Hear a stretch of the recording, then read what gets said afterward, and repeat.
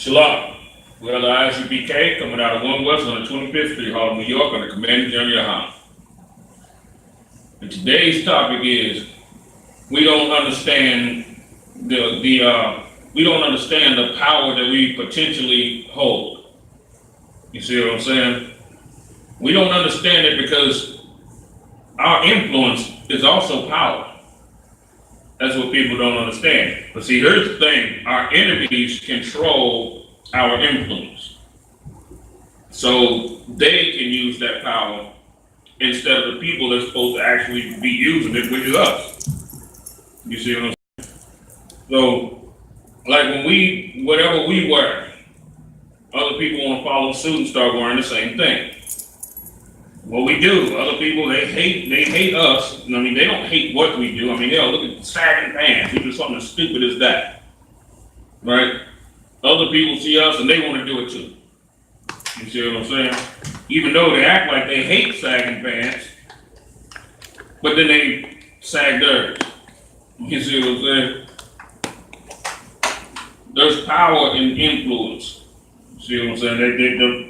They know who we are. The people at the top, the lead of all of these big companies and all that. That's why they want to use people like Colin Kaepernick. You see what I'm saying? They done signed a deal with Colin Kaepernick. You know, Nike's endorsing him, and all these white people is pissed. They mad as hell. You see what I'm saying? They mad. They figure, you know, now they're saying if you buy Nikes, you ain't American and all that. What, black and Hispanic, you ain't never been American no damn way. So I mean, you know, it ain't no sweat off of us. We ain't never been no Americans. But now you got all of these white people, they're burning, I mean, think about this now. Yeah, Colin Kaepernick, and they did a similar thing with LeBron James when he left Cleveland. Start burning jerseys and all that. Now they're burning Nikes because of Colin Kaepernick. You know, because they got a deal with him, right? And it's funny because Kaepernick, he ain't even playing ball no more, but still getting paid. You see what I'm saying? So obviously this was a better move than them playing football. You know, he started standing for his people. And see, this is respect. You see what I'm saying? There's a measure of respect that come behind it. They were around trying to say that he sucked he rode the bench and he sucked as a football player. Well, the black man's life purpose ain't running around no goddamn field with no tight ass pants on, running into somebody with a damn ball. You see what I'm saying? That's not what our sole purpose is. Our purpose is to stand up for our people. To stand up for the Most High, to stand up for our people, that's what our purpose is. You see what I'm saying? It's not to run up and down no damn field or no court like some ape. You know what I'm saying? That's not our purpose. You know? Our purpose ain't supposed to be to entertain every goddamn body. You know, any damn thing, everybody should be entertaining us while we up high. You know, watching them, ram into each other and all that. Go to Romans chapter 11 and verse 12. The white man's the devil that the Bible speaks of. I say then, Salaki, verse 12. Okay. Now, if the fall of them be the riches of the world, this is a powerful scripture right here. With us in this fallen state is how the whole world gets rich. The whole world gets rich, they get powerful, they get everything that we should have goes to them. Now, if it wasn't for black people, Nike wouldn't be nowhere near as high up as it is. None of these places, none of these big major corporations like that, if it wasn't for us. All of their wealth and power rests on our backs. Now, if we was consistently to threaten to take that away instead of stop being mad for a week and then going back to normal, imagine how that would start to change the whole dynamic of things. You see what I'm saying? And this is the thing, instead of us sitting there looking for love all the damn time, we don't even understand the fact that we're supposed to be demanding respect, not looking for love. You see what I'm saying? These other countries up on the face of the planet, they have respect for one another. They don't love each other.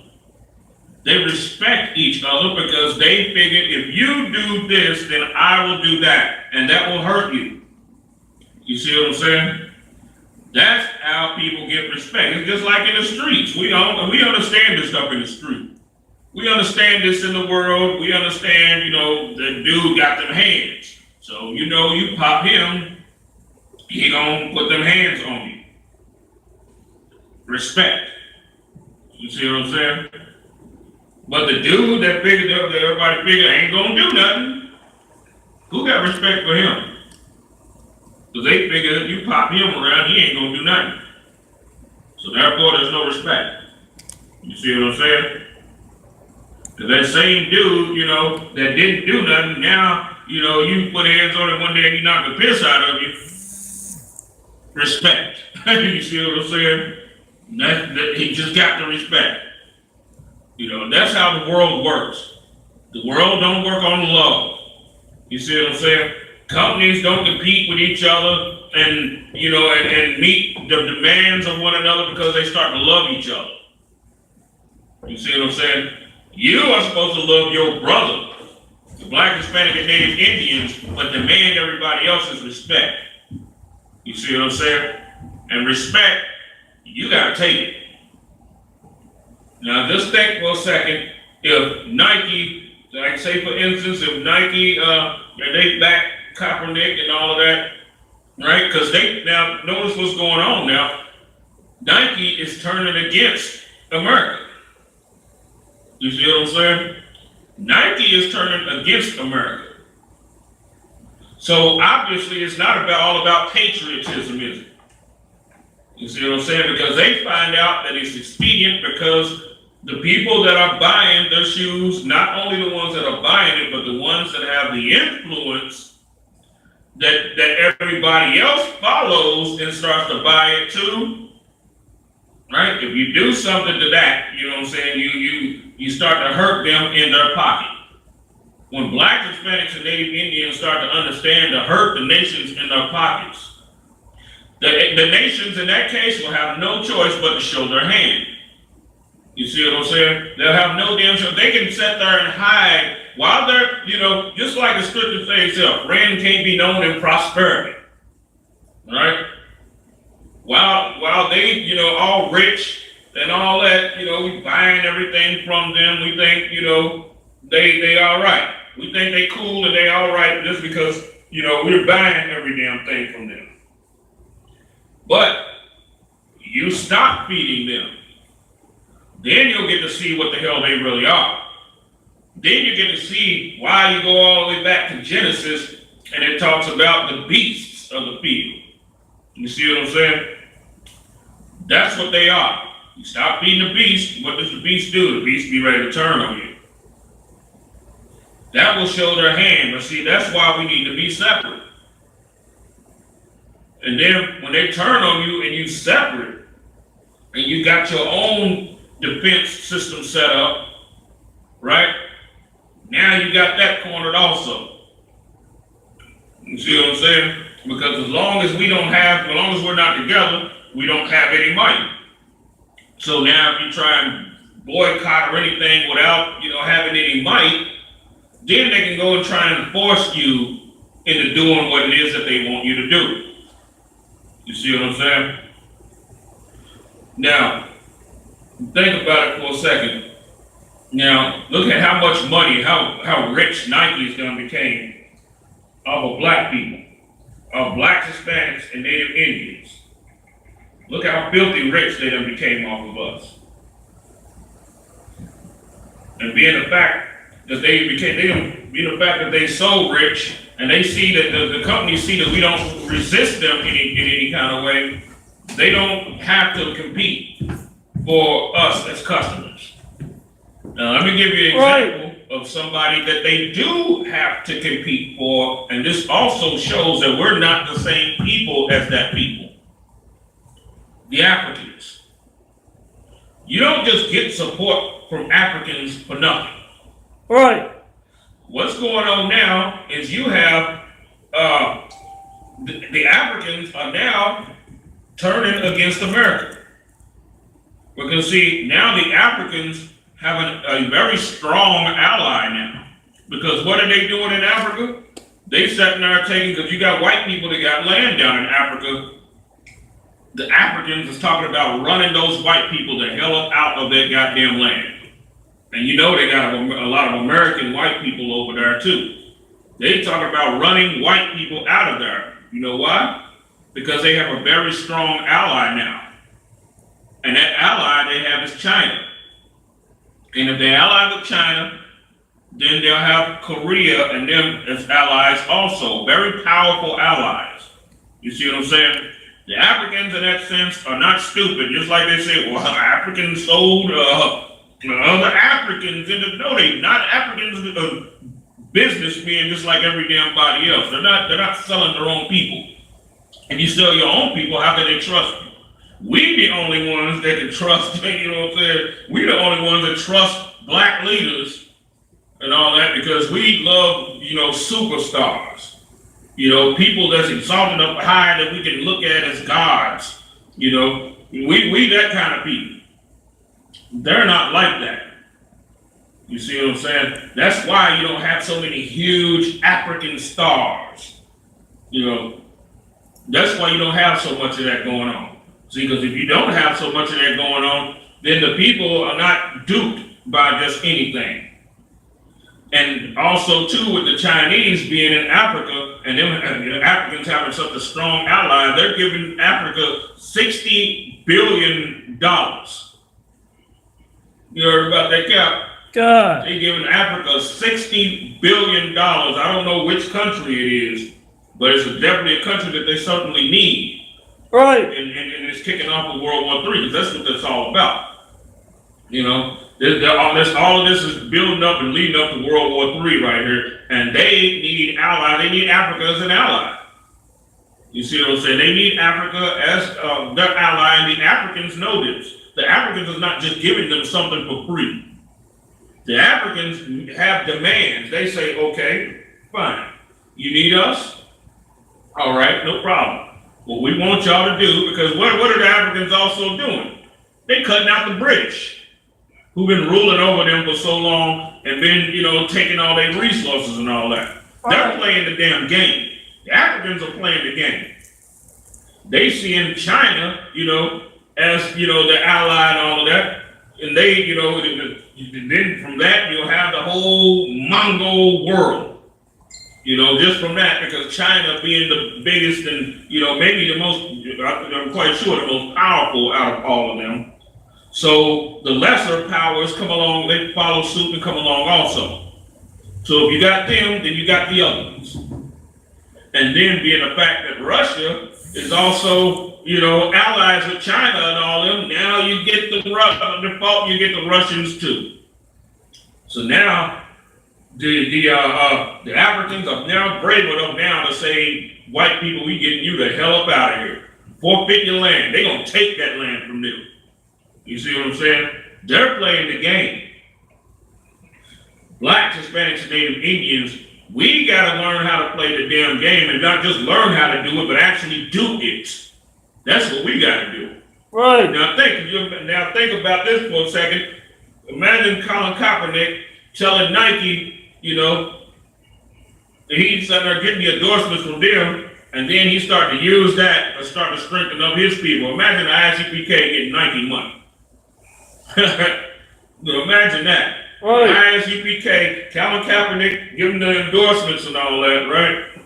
Now they being, filtered to him, and of course America's turned on him. Now Nike's also against America, but at the same time, Nike is a major corporation, and it has allies outside of America.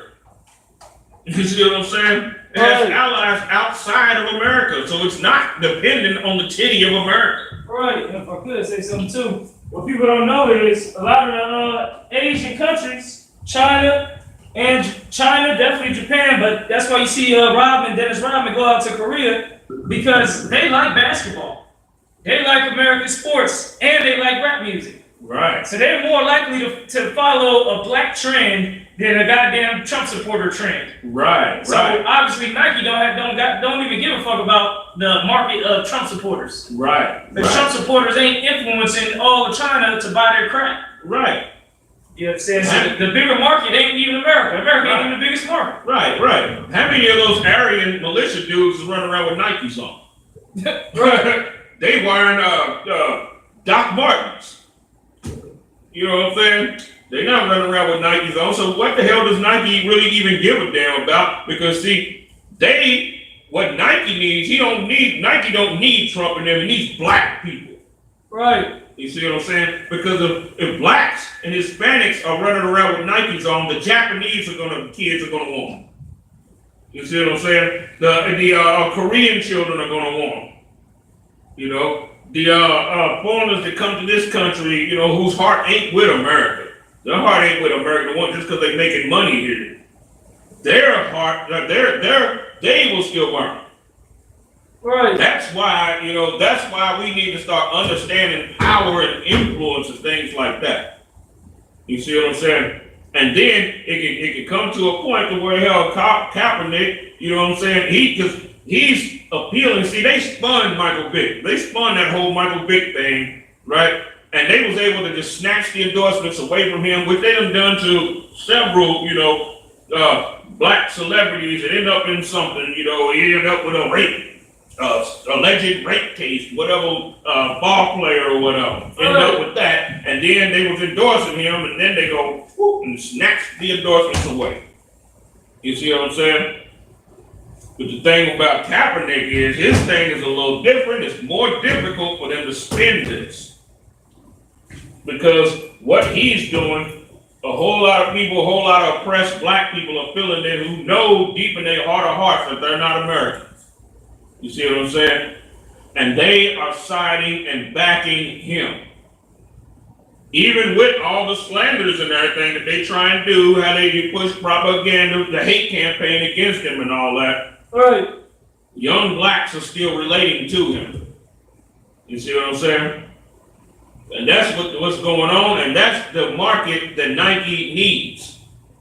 You know, Nike doesn't need. Now imagine if those black people, right, the same market was to leave and not, you know, stop buying Nikes or whatever. I know that people saying, well, hey, you know, just because of all that, it ain't gonna stop niggas from buying Nike. Yeah, but it will stop some. And white corporations don't like to lose money. You see what I'm saying? Like, you know, say for instance, you know, out of 10, and if you say, you have 10 out of 10 Nike buyers, and then that reduced 3 Nike buyers down to 7 out of 10, you know, they just lost. That's a 30% cut. You know what I'm saying? That's a 30% cutback, you know. I ain't like no huge business genius or nothing like that. But hell, I understand that 30% of something is a hell of a goddamn chunk to be taken away. Right. You see what I'm saying? So that means somebody out there in that Nike corporation ain't gonna get that Benz. You know what I'm saying? Right. They might have to settle for something else. You know, because what are they gonna do then? Then they're gonna start hitting the company. And then the big bosses are going to start to go into the smaller bosses and like, hey, we got to do something about this. We got to goddamn, you know, sales is down 30%. We got to do something. What they're going to start doing, they're going to start firing people. Because the white man is a goddamn oppressor. He's a savage. You know, you don't do what he wants you to do. He's going to make sure that you're going to suffer. So what now? You got people losing their jobs. You see what I'm saying? You know, the 30% cut like that, they're going to start to cut. They're going to start to cut back. They're going to start to try to shift and replace people, all of that stuff, you know. So, you know, the Nike Corporation figure, well, hell, you know, now just, okay, now think about it, okay. We'll say also, too, along with that, say the Trump supporters and all that started buying the Nikes. People see white people do stuff without black influence. That's why they use our influence like that. You know, who cares to see a redneck run around with some Nikes on? You know what I'm saying? That's not gonna make that the dope stuff for you to do for niggas to want to wear. The Japanese is not gonna see him run around with some Trump supporter running around with Nikes on and a red hat and decide they want to dress like that too. But if we wear them, we are the world's walking billboard. So people is gonna want to wear them. We have to find a way to then take that influence and use it for our benefit. You see what I'm saying? We're going to have to find a way to do that. Because Nike does not want to run the risk of losing their goddamn slaves. You know what I'm saying? They do not want to run that risk. They lose those slaves and somebody trying to replace them with something else, white people trying to replace it with white people are going to want something. They're going to demand something for them running around with Nikes on, which will also be a hit to them also, because now they got to do all of this, you know what I'm saying? It just would go bad for them. And their company would start to crumble, you know what I'm saying? Eventually start to damn crumble because it's held up by us. That's why the scripture says, going back to the scripture, if the fall of them be the riches of the world, and the diminishing of them, what is this diminishing of us? Because you think about it, with us just being wasted out here, just going, you got dudes out there that'll kill for some Nikes. He's setting dude up over here, so he, blow his brains out so he can go get his dope, steal his dope, raid his house, kidnap him, take his dope, take all his money and all that, and then go out and, and buy Nikes, buy, whatever else. All right. You see what I'm saying? That's why it says in the diminishing of them, the riches of the Gentiles.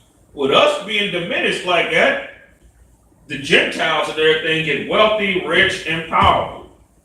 And this diminishing has to do with us being like strung out on dope, right. All of it. And then think about it too. I mean, every nigga ain't running around buying the most expensive Nikes, but a whole lot of black people wear Nikes. You can get Nikes for $40, so a pair of Nikes, a pair of dope Nikes for like $40-something. Right. So you got all types of, it's not like Jordans, you know what I'm saying? Jordans, you're gonna pay, way more niggas wear Nikes than they gonna wear Jordans. You're gonna put it that way, believe that. You can get a pair of Nikes for 4 times less than what you will pay for some goddamn Jordans. Right. Their prices range. They don't have one set goddamn $200 price. You know what I'm saying? They don't have that. So a lot of people wear them. You see what I'm saying? They're a very common shoe. Now we start to back out of that, and we start to, maybe wear something else, but there is one of the biggest things that I hope that everybody start to run around like the UPK and starve out all of those goddamn companies like that. You see what I'm saying? Not saying that we won't have other kind of shoes. I mean, hell, me and Cal, we got other kind of shoes other than boots. But at the same time, when we was in the world, we were different. We had to have 4 or 5. You see what I'm saying? Yeah, you had to have at least 3 or 4 pair of Nikes, right? Right. You know what I'm saying? But now in the truth, you just have one and be fine. So what did they lose from you? They lose a whole lot of sales from you just as an individual. So just imagine you put this stuff on a broad scale. You know what I'm saying? Right. Imagine you put this thing on a broad scale, they're gonna be damn hurt. And that's the way that we gotta think. Because if you can't fight people with the gun, what you gotta do? You know what I'm saying? It's more than one way to goddamn fight. You got brothers on the damn YouTube and all that showing their daughters how to shoot.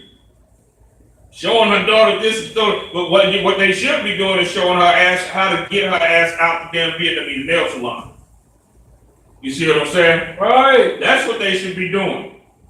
They should be showing her, you gotta hit them in their goddamn pockets if you ain't got the military might and strength and the weapons and all that. You know what I'm saying? China, look what China did. China didn't have to drop one goddamn bomb here in America. What did they do? they just totally just pull back on their cheap phones and cheap products and stuff. And here sooner or later, we're gonna start to feel the goddamn crunch of that. You see what I'm saying? Right. There ain't gonna be no more $40, $50 phones. You're gonna be paying $200 a phone. A nigga's gonna be working for the phone. Literally working for the damn phone. You know what I'm saying? Right. A nigga working at McDonald's. A nigga gotta work with 2 jobs. A nigga work at McDonald's just to keep his cell phone. That's what we're headed to because China pulled the hell out. You see what I'm saying?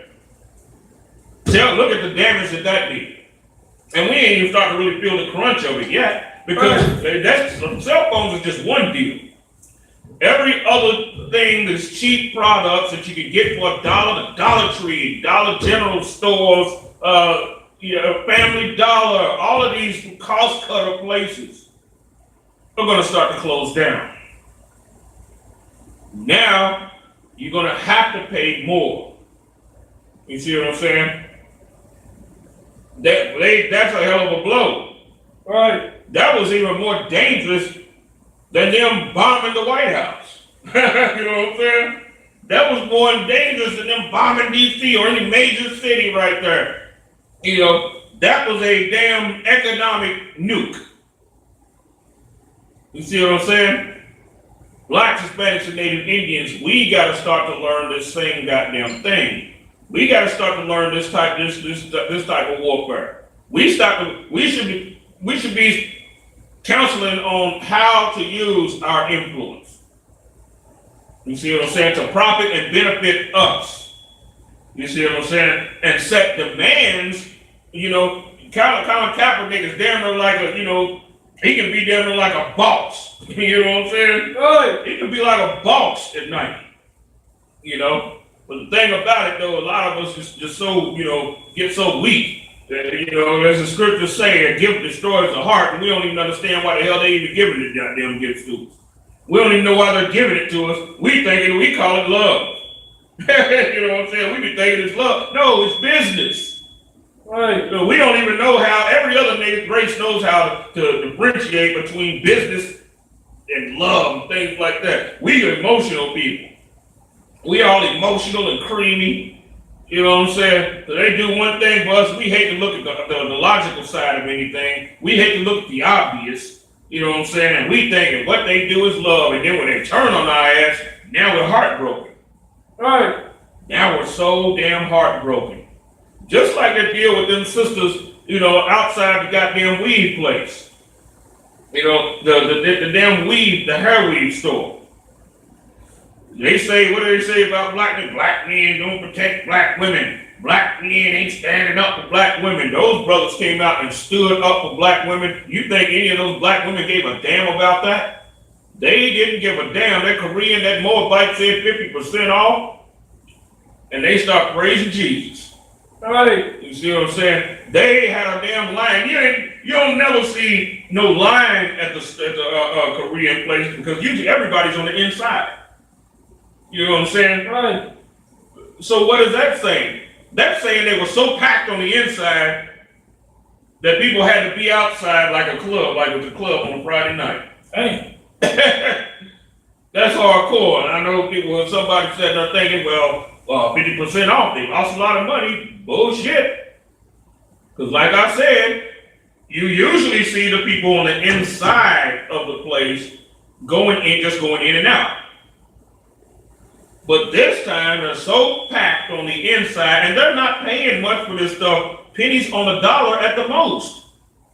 They're buying this stuff by the bulk, so it doesn't hurt them, and they're doing it with grant money. So it's not like they're taking a hell of a goddamn loss. A black hair place will take a loss at 50%. Right. You see what I'm saying? We'll take a hell of a loss at 50%. In any business that we do, they can drop it down to 50% because hell, they only going on they on a grant anyway. The money was free. You see what I'm saying? The money was free, and that free money is what they use to buy their product. So you can't even say that they're paying pennies on the dollar for it either. Right. Because the money is coming for free from damn grants. The same grants that they cut that come from the prison system, where they paying brothers 60 cents a goddamn, what is it, 60 cents a week or something like that? Where they paying brothers 60 cents a week, and the abortions, which 500,000 of babies aborted a year, they're getting the grants cut from all of that. Right. You know what I'm saying? They turn it 100% profit anyway. You see what I'm saying? So, what are they getting? They're getting it off of slave labor. That's how they're getting their grants cut to them. And that's how they open up their stores. Hell, they don't even have to really have insurance for real. They place burned down, they just get another grant, and they're going to get it. They get another grant, open up another. Have it rebuilt with that grant money. And hell, they might even have insurance on top of that. Even if, not that they don't really need it for real, because hell, when you get it like that, who the hell need insurance? You know what I'm saying? That is your insurance. And the fact that you can apply for another damn grant and get it and rebuild your whole damn store over again, it's really taking zero losses. A lot of them probably wanted it anyway. They can set a fire to it they goddamn self, like, man, oh no, I don't like this store. You know what I'm saying? And they set the goddamn thing on fire their goddamn self and get them more money and just build a new store. Have a new store built. You know what I'm saying? And keep on moving, just like ain't a damn thing happened. Right. This is how good the heathen got it. This is what this scripture was talking about when we go to verse 12. Now, if the fall of them, which we in what kind of state right now? A fallen state, be the riches of the world. Who is the world? This value system that's ran by the goddamn white man. His society. And they are guests inside his house. You see what I'm saying? So with him benefiting, and it's the riches of his world, they are beneficiaries also as his guests to come to the supper in America, the table to set and eat and devour us whole. Right. You see what I'm saying? And the diminishing of them, the riches of the Gentiles. That's that whole abortion, prison, all of that I was talking about. All right. How much more their fullness? Now, we'll drop that. Now, we're going to go to Nehemiah chapter 13 and verse 16.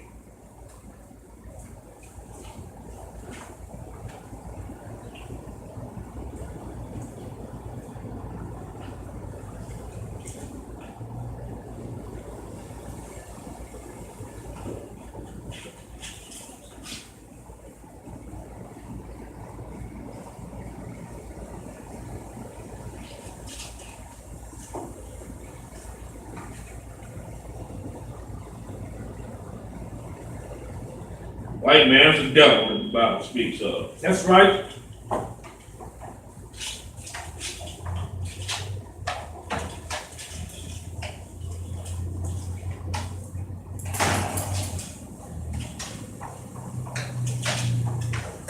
Nehemiah chapter 13 and verse 16.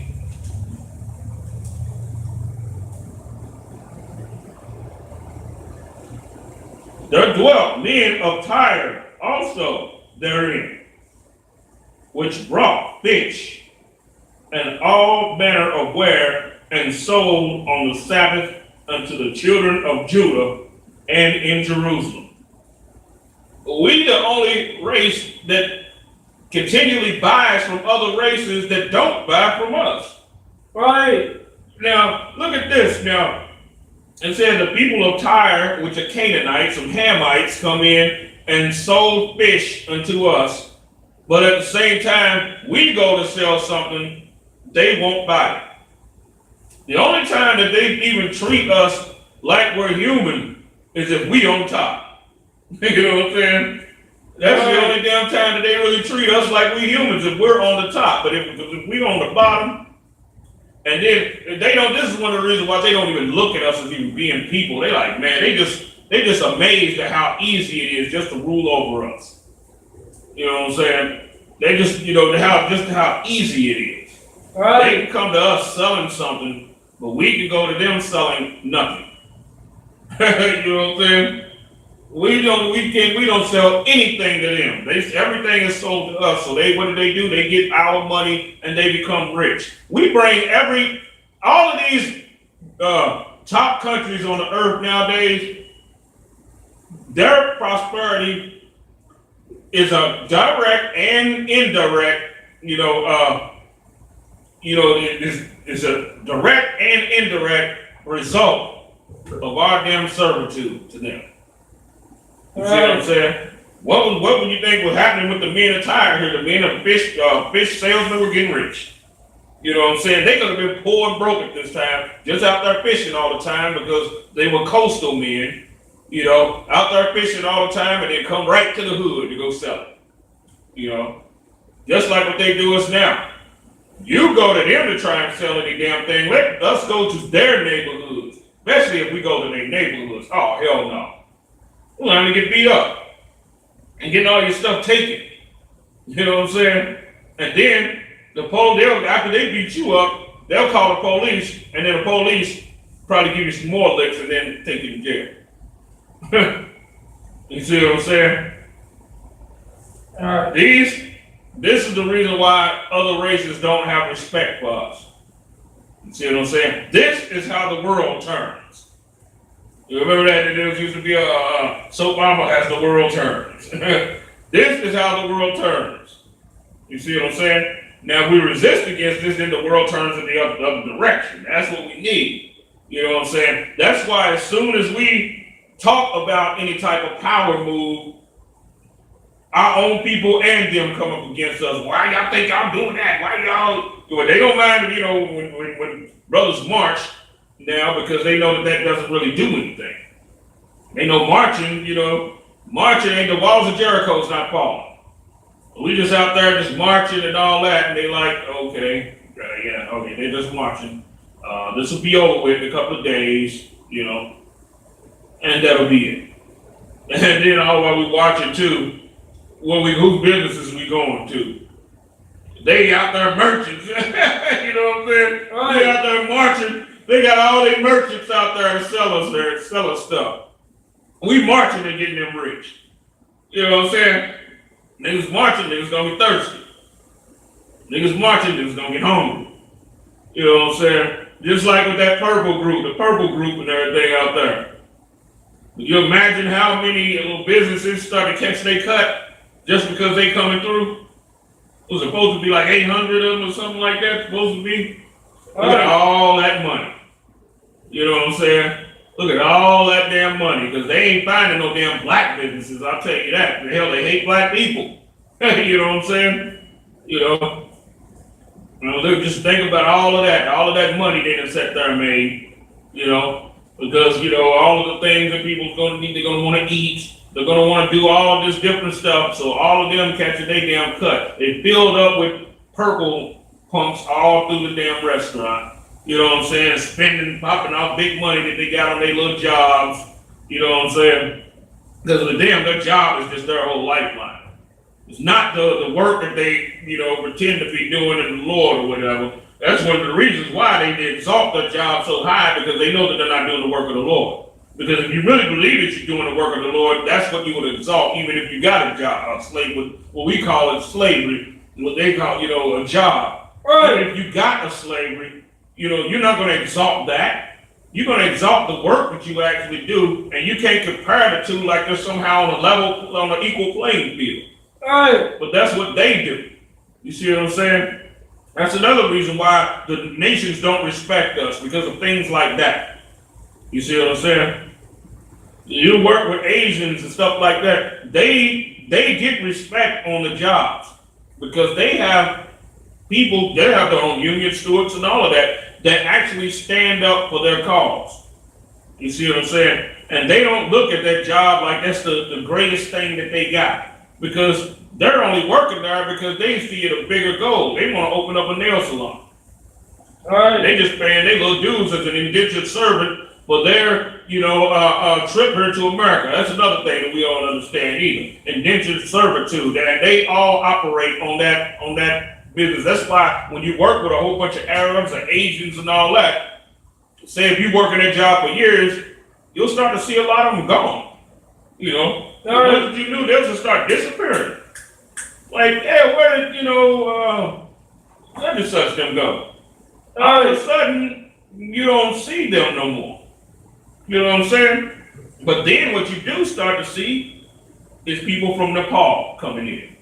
You know what I'm saying? Replacing them while they move up in society, and then you go to the neighborhoods where they live at. Oh man, they got nice houses down in Louisville. You know, out there at Tenney Avenue. I think that's the name of it. All down Southern Parkway and all that. They totally took over. They bought they got all those big nice houses over there. You know what I'm saying? Big old, huge, nice, great looking houses. You know what I'm saying? They all moved up. They ain't even working at the damn, meat packing plant or whatever no more. Not unless they have the new arrivals. You know what I'm saying? And then you start, like I said, you'll start to see people from other little dirt shit countries over in Asia, and they'll be replacing them. Then they'll find a lot for them, some type of business for them or whatever it might be, whatever business it is, and then move them, they'll do the same thing. But guess who will stay stuck at the bottom of that? Because what they'll do when they're moving them in, they'll start to fire blacks. And as they're doing that, you're seeing less and less blacks, and now you're seeing the people from Nepal taking over the place. But then when they start to get their footing here in America or whatever, they work them a few years, then you start to see less and less of them, and then they move more blacks back in again. You know what I'm saying? Right. Move more blacks right back in again, and then they still do the same process over and over again. As soon as they get rid of all of them, now they move the next wave and they start moving blacks out again. They do the same damn thing in the neighborhoods. The same thing. They have, and getting respect is not about how much military might that you got, because Africa has some of the weakest damn militaries it is over. You know what I'm saying? They got some of the, how the hell you gonna fight a war if you run around naked with a goddamn loincloth on? You know what I'm saying? You run around butt naked, you gonna fight in World War III. You know what I'm saying? But they're getting also supplies. You know what I'm saying? They're getting supplies from Russia. They're getting Russian AKs, things like that. You know what I'm saying? They're getting uniforms, and you know what I'm saying? They got, all of their stuff because they're using their allies. And they're coming up. We thinking that the Hamites is just all the way down in dirt. Man, they got cities over in goddamn the land of Ham that look more glorious than Chicago. You know what I'm saying? Well, at least I ain't gonna say it's probably more glorious than Chicago, a bad motherfucker. Hey. There's somewhere near it at least though. Hey. You know what I'm saying? The same places we don't be looking at, you know what I'm saying? But wait, when you see it on TV, they show all the red dirt and the little bonsai trees and the dust and people clicking and all of that, you know what I'm saying? Right. Doing all that, you know what I'm saying? They show that. But they're not showing you the other side to where they have powerful industry, you know what I'm saying, and utilizing all these resources, everything, the allies that are investing in them, you know what I'm saying, just like the dude from the Godfather said, he said, the most powerful man is the one that have the most powerful friends, you know what I'm saying? All right. You mess with them, you got to deal with the country that backs them. All right. That's why you don't see Africans getting gunned down in America like we see us. We, on the other hand, have no allies. You see what I'm saying? We have no allies, no friends, no any of that. That's why people can do whatever they want to us. Even when we was in the time of some of the kings that had us, like Artaxerxes. He was our ally. And he was a very, very powerful ally, and people had no choice but to respect us because of him. Right. Same thing with Darius the Mede. You know what I'm saying? Hell, even Nebuchadnezzar ended up becoming an ally. Because of Daniel. So people could not harm us like that. We gotta learn how to play the game just like everybody else. Everybody plays the damn game. Everybody plays risk. You know what I'm saying? Right. We gotta learn to goddamn do that and quit being so damn, simple. Right. And if I could, our allies, we ain't had the right allies back in the day. Black Panthers try to ally with Russia. You're gonna try to ally with the devil against the devil. That ain't gonna work. Our allies is the 12 tribes of Israel. Right. The difference that separates UPK from everything that ever came before us is the knowledge that we possess. Right. Scripture says, knowledge shall be the stability of our times. Knowledge is what is more powerful than weapons of war. Right. So the fact that we know our ancient allies who are going through the same thing as us, who are actually our people, that's what's going to know, okay, those are our allies over here, these are not over there. Right. Even if a person that's your own people turn on you, that's your people, you know you know exactly what's going to happen, you know how they're going to act and how they are, because they're your people.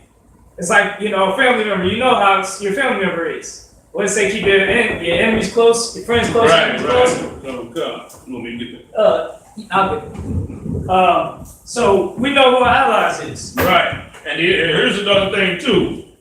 Our only ally, the only heathen allies that we ever would have is when we are in good standing with the Lord. And they only be allies because they're afraid of Him. You see what I'm saying? Because they're afraid of the Most High.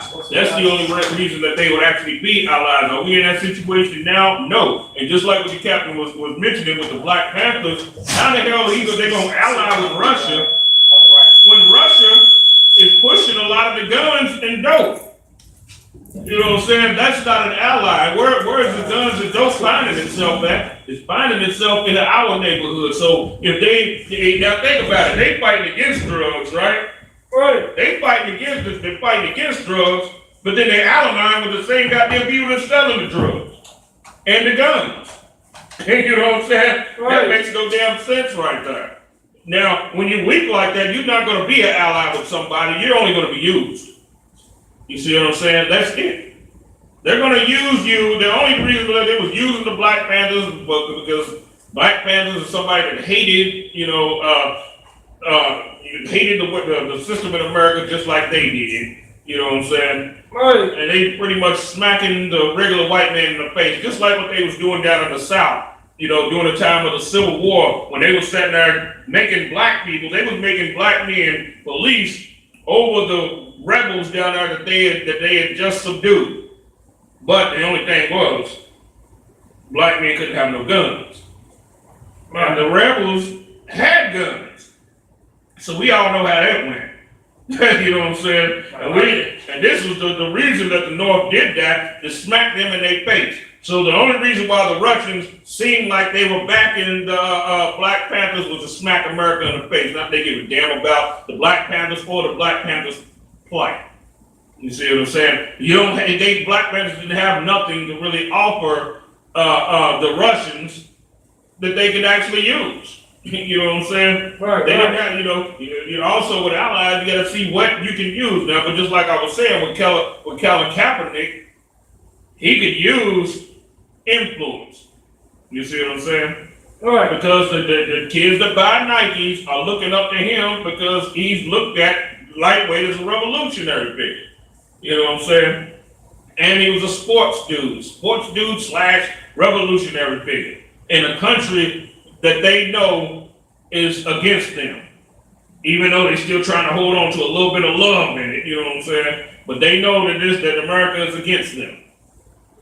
So that puts him in a little more of a respectable position, but being the fact that he's not with the ISUPK, the only thing he's going to do is eventually he's going to get weak.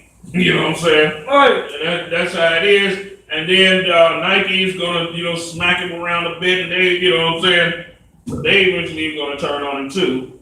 You know, that's why that's why you have to get with the ISUPK who understands things like this. Everybody should be counseling with us. Right. You know what I'm saying? Everybody should be counseling with us.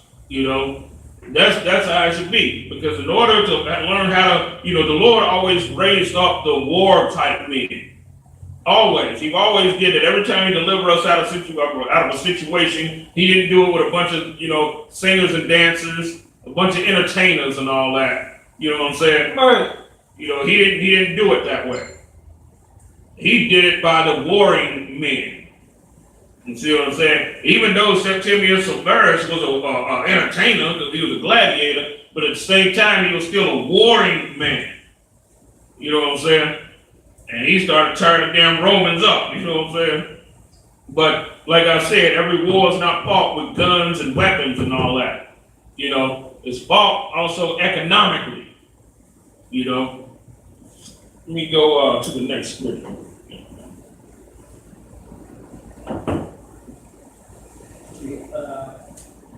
You need a Bible, sir? Let me get you one. Thank you.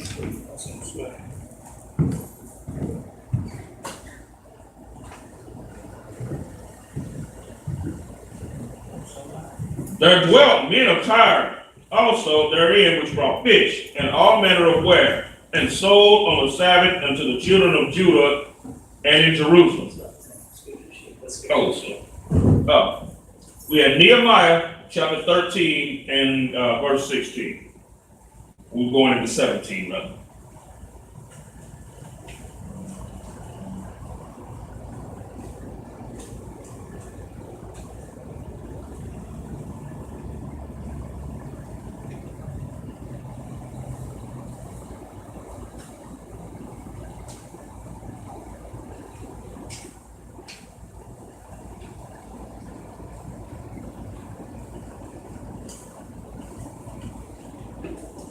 Yeah, these are things that we must learn.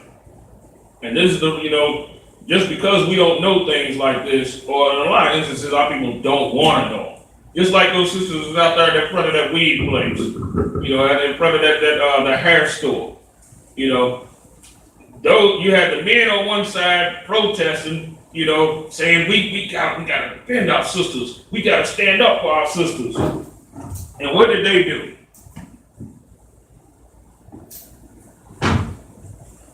They did not even, none of them even checked themselves. You know, I noticed that too, because I'm watching video, none of them was even checking themselves, being like, damn, you know, maybe I shouldn't be in this line right here. Maybe, you know, I should be over there, because they were probably talking about it their damn self, you know what I'm saying, or what happened or whatever. Then they get 50% off, and they right there. And they didn't even give a damn of the presence of those brothers that was holding those signs up either. They gave not a damn. And so much so to where the one woman come out cussing them out. And we know, regardless of what they try and say, that it was all about, she saw black men standing for something, and that's what pissed her off. All the rest of them was pissed off too. But they just didn't want to make a goddamn ass of themselves, you know what I'm saying? All right. And she decided she didn't give a damn, you know? She wanted to make, she was going to be the voice of it, you know? And she went out cussing those brothers out to check them and all that. That's why brothers got to understand something. You know, if you're going to stand strong. And those brothers, they was confused. They didn't know what to do. Right. You know what I'm saying? Because they sat there thinking in their mind, listen to all these dumb, you know, people talking about black women just need protection. Just need protection. We thinking black women just need protection. Right? That's how they're thinking. Then when they go out to protect, you know, now they get turned on because they're not taught how things really are. Right. You know what I'm saying? They're not taught how things really are. Now they stuck and they like, wait a minute, we came out here for y'all. The black women need protection. They're not seeing things. They're not righteously judging things.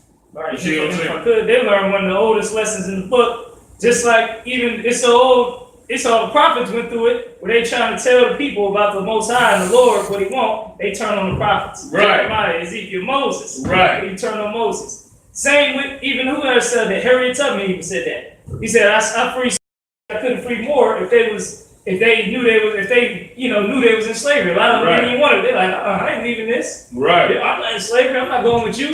So they ain't want to leave the plantation. Right. She risking her life to save them. They probably would turn on her just as quick. Right. So so they was running to that. We need to save our sisters from getting abused. Right. They love the abused. Yeah, exactly. You can't sit there and say that. That's just like a sister get into it with her boyfriend and to be beating the hell out of all the time. Well, the first thing she want to do is she want to go get her brother, knowing good and well, that she's still gonna be with the damn dude. You know what I'm saying? He just beating the hell out of her, damn near ready to kill her and everything. She go get her brothers and all that. Now, her brothers is beefing with dude, next thing you know, that's one of the ways that men get killed.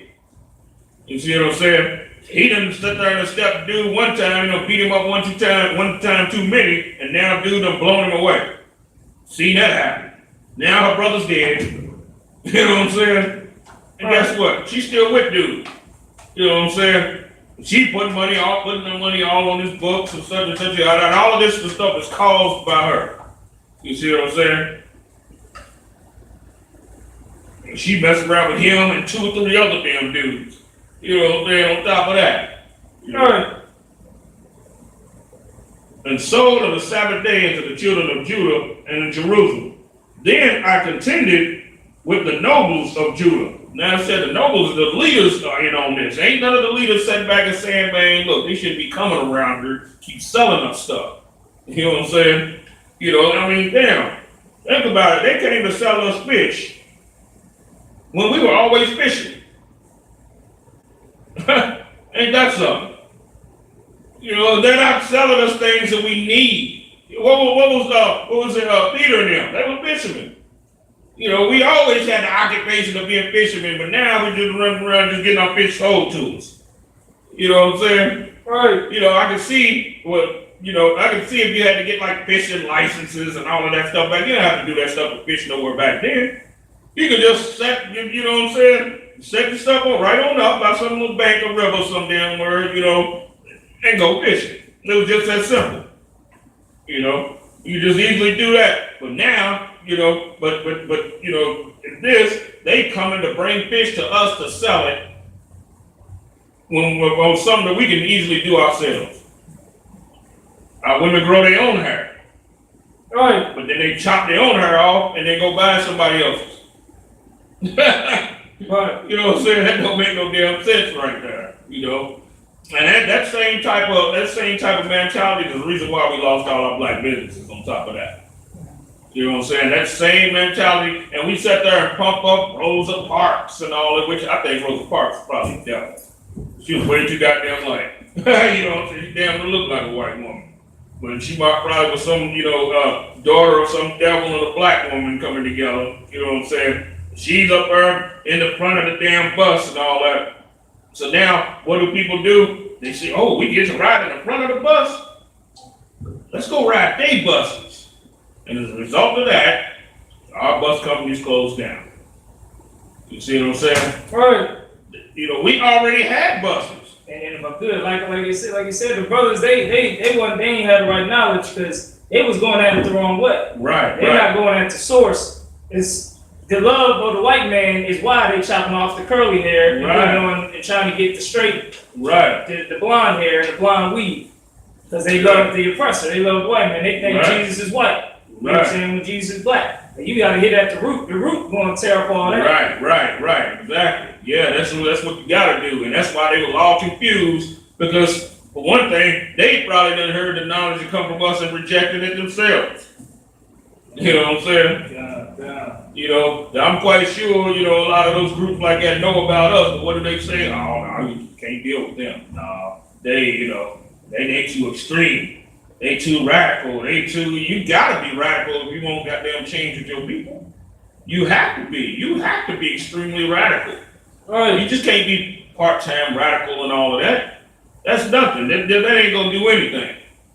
You see what I'm saying? That's like being in war and just being, that's like you being in the Israelite reserves. You know what I'm saying? 1 weekend a month. You're not going to change anything that way. You know what I'm saying? You got to be about that. If you ain't about that, you know what I'm saying? Because your enemy is thinking 7 days a week, 24/7 on how to destroy you. You just thinking on the weekends, huh? You know what I'm saying? Who gonna win that war? The one that's about that thing all the time. He gonna win. You know what I'm saying? That's just like, in boxing. Floyd Mayweather trains consistently every day. He lives, eats, breathes boxing. But then when they have those, journeyman boxers, you know what I'm saying? Well, this is early in his career when they had them journeyman boxers come through. What was he doing? He's dropping. You know what I'm saying? That's where majority of his knockouts came from because they was part-time in it. You want to cause impact, serious impact, you gotta be about that. That's why groups like the Purple Group keep exalting the job. They do it, that's the same thing the Christian church do. Especially if they find out that you like getting them scriptures, first thing they're gonna ask you, where you work at? Because in their mind, they have a clever reason for asking that. You know what I'm saying? In their mind, you're supposed to be so consumed with work that you don't have time to do this. And if you have time to do this, you're not working hard enough. That's the way that they think. That's the reason why they ask. You go to any church, you know what I'm saying, and I used to visit little churches when I first come to the knowledge or whatever, and they would ask you a question like, in a slick and, where do you work at? They see that you love getting into scriptures and everything, that would be the first thing that come up, But if you out there and you working 12 hours a day and all you want to do is work, they never be like, hey man, what time you got for them scriptures though? You know what I'm saying? They don't never do that. You ever seen anybody do that? Right. I ain't never seen them do that. I don't never see them be like, hey man, look, damn brother, you working all the damn time. What time you got to, be in the scriptures though? You know what I'm saying? You supposed to be, a prophet teacher or something. You doing that all the time. You never heard him come like that. You know what I'm saying? All right.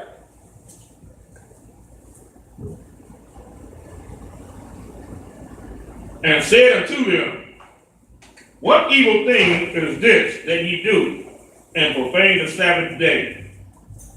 Did not your fathers thus, and did not our God bring all this evil upon us and upon this city, yet ye bring more wrath upon Israel by profaning the Sabbath day? This issue right here is about go ahead, sir. In verse 18. In the end of 18, about to go into 19. Now, at this time, it was just, the Sabbath day that they was doing this on pretty well. They was doing it through the week, but the Sabbath day was the real important thing. Because if we was able to back all of this stuff off on a Sabbath day, we can somehow come back into our right mind. You see what I'm saying? Because people would have no choice but to respect us. You know what I'm saying? They would have no choice. This day you don't come up on us and sell jack. And they would have to respect that. And then, the leaders can sit back and think, maybe what we should do is start to cut them out altogether. We have fishermen. You know what I'm saying? We have this, we have that. We have people that can do this. We have women that know how to spin, purple and how to do all of that. So why don't we just have our own people doing this, and not be getting their high prices for this stuff and making them rich? You see what I'm saying? They will at least be able to think like that, and the Lord will bless that thought. And it came to pass that when the gates of Jerusalem began to dark before the Sabbath, I commanded the gates should be shut and charged that they should not open until after the Sabbath day. And the gates is meant for protection, right? Our gates should be at a time that we in. And see, here's the thing, during the time of Nehemiah, the other nations weren't ruling over us as bad, nowhere near as bad as what they are now. You see what I'm saying? And the worse that a nation is ruling over you, the harder you should fight back. You know what I'm saying? The harder you should fight. See, at this time, there wasn't such rigorous rulership. You know, that the gates should be, you know what I'm saying? I mean, hell, our gates should be damn closed all the time. You know what I'm saying? And not just on the Sabbath day. You know what I'm saying? Our gates should be closed so that everybody, so we can have protection. You know what I'm saying? Right. You know, against the enemies that try and do things to us. You know, regardless, even when we seeming to be at peace with them, there's no peace between us and them. They're looking at how to overthrow us. The people of Tyre keep coming in and selling fish. All of a sudden, we have no fishermen. You know what I'm saying? Nobody wants to learn to fish anymore. You see what I'm saying? Because we're so used to them coming and selling us fish. And as they keep coming and selling us fish, and we learn less on how to fish, now they can raise the price. You see what I'm saying? They can raise the price of fish, which starts to make them richer. What's the curse? That the stranger that is among you shall get up above thee very high. Right. That's how they would, one of the ways that they would do it. And said, and thou shalt come down very low. Because we keep on buying their fish, now next thing you know, they're threatening us to, you know, not sell us no fish. Right? They pulling back on the fish now, and since we so used and so dependent upon them selling us fish and all that, now we coming damn near in a damn beggarly state. You see what I'm saying? And then the nigga talk about, well, we need to, you know, get off, have our own fishing. And they're like, man, you crazy. You out your damn mind. And they have a few black fishermen step up and start fishing and be like, nah, I don't want none of that fish. That fish look nasty. You know what I'm saying? Right. You got the biggest bluegills out there. He's like, find something wrong with it. He's like, I don't know. You got a little blood right there, though. You know what I'm saying? You know, he come like that. You know what I'm saying? And, you know, like one of my classes I said before, we put value upon these other nations. You see what I'm saying? We suffer behind the value that we put up on them. We could be selling the same exact product, right? They will figure that theirs are better. You know what I'm saying? Just because of who's selling. You see what I'm saying? That theirs got to be better. Because they value in the damn that people. Right. You see what I'm saying? That's one of the ways that they can just take over everything. And just wait until the Arabs or somebody of them take over the barbershops. They start cutting hair. You know, I don't already seen, you know, clips of where they doing all kind of little stuff and doing all types of little fades and stuff like that. You know, with something what they doing with a damn wire, with a sharp wire. Right. They're giving trim ups with that. You know, wait till they start, and plus they're gonna be way better funded, way better financed, because we don't love one another. You gotta aggressively love your people. You know what I'm saying? You gotta be aggressive about it. You gotta be radical. You know what I'm saying? You have to be aggressive with it. They're aggressive with loving their people. You see what I'm saying? They're aggressive with that. We gotta be aggressive with loving ours. Our thing about it, you know, we're aggressive against our people. We ain't aggressive against people that's doing things to us. We get soft and buttery then. You know what I'm saying? Somebody do something else, we get soft and buttery. We don't let somebody black do it though. We ready to go all the way in then. You know what I'm saying? And we understand certain rules of business if it comes to dope and stuff like that. We understand things like cutting out the competition. You know what I'm saying? Cutting dude out for the connect. You know what I'm saying? You look at that show, The Wire, they were some of the coldest businessmen when it came to that dope. You know what I'm saying? They had business heads like you wouldn't believe. You know, market share, and they was, you know what I'm saying, Fortune 500. You know what I'm saying? Running around Baltimore. Fortune 500 brain when it came to that dope. You know? But when it comes to something else, though, when it comes to another race and competing with another race on any damn thing, on things that we should damn have anyway, we have no mind to do so. We like to eat, we like to eat and things like that, but at the same time, black grocery store, we don't want to shop there.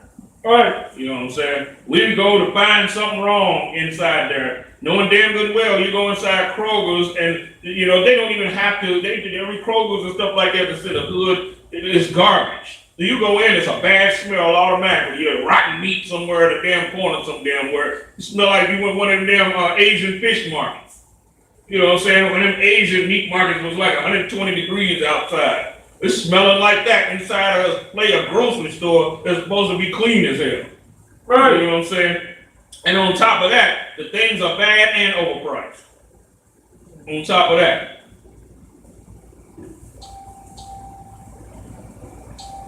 Now,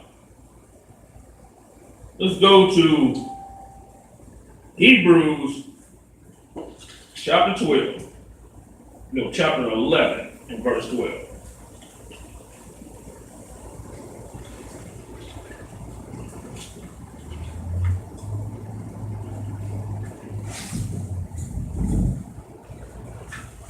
White people love black culture, they just hate you having it. You know what I'm saying? That's it. They like black culture themselves.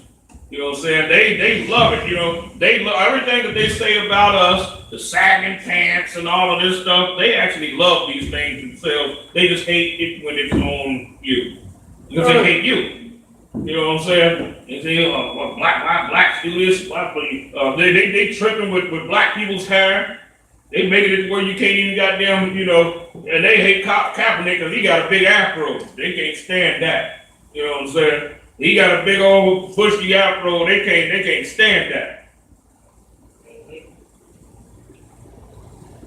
Hebrews chapter 11.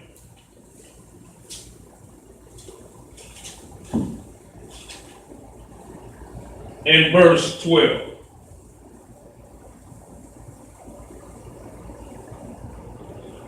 Therefore, spring there even of one, and him as good as dead, so many as the stars of the sky in multitude, and as the sand which is by the seashore innumerable. All these all died in faith, not receiving the promises, but having seen them afar off, and were persuaded of them, and embraced them, and confessed that they were strangers and pilgrims on the earth. This is the thing that we got to understand right here, right? And people like Kaepernick, even though it ain't set in with them yet, because they still thinking that there's some hope. You see what I'm saying? But something, as they leaving off of this hope, something is rising up in these people to say this next verse right here. Well, they that say such things declare plainly that they seek a country. You see what I'm saying? They thinking, you know, they seeking a country inside their heart. They're seeking a place. They're seeking somewhere that will be ran by us. You know what I'm saying? That's the whole thing about a person coming to his black culture in the first place. All right. Because he's seeking where he belongs at. And this is what they hate. You see what I'm saying? This is what they hate, and Nike hates it also. The thing about it, you know, Nike needs Kaepernick. He doesn't, you know, that Nike doesn't, you know, they don't hate Trump and all of them. They're like, but we need this dude right here. You know what I'm saying? We need this influence right here. I mean, you know, this is a, you know, revolution, and he stood on his square when it came to that. He didn't just totally just sell out, even though he don't have the knowledge or nothing like that. You know what I'm saying? He didn't, you know, he's coming from like this beggarly position. Even in that, it's still showing a little bit of strength, though.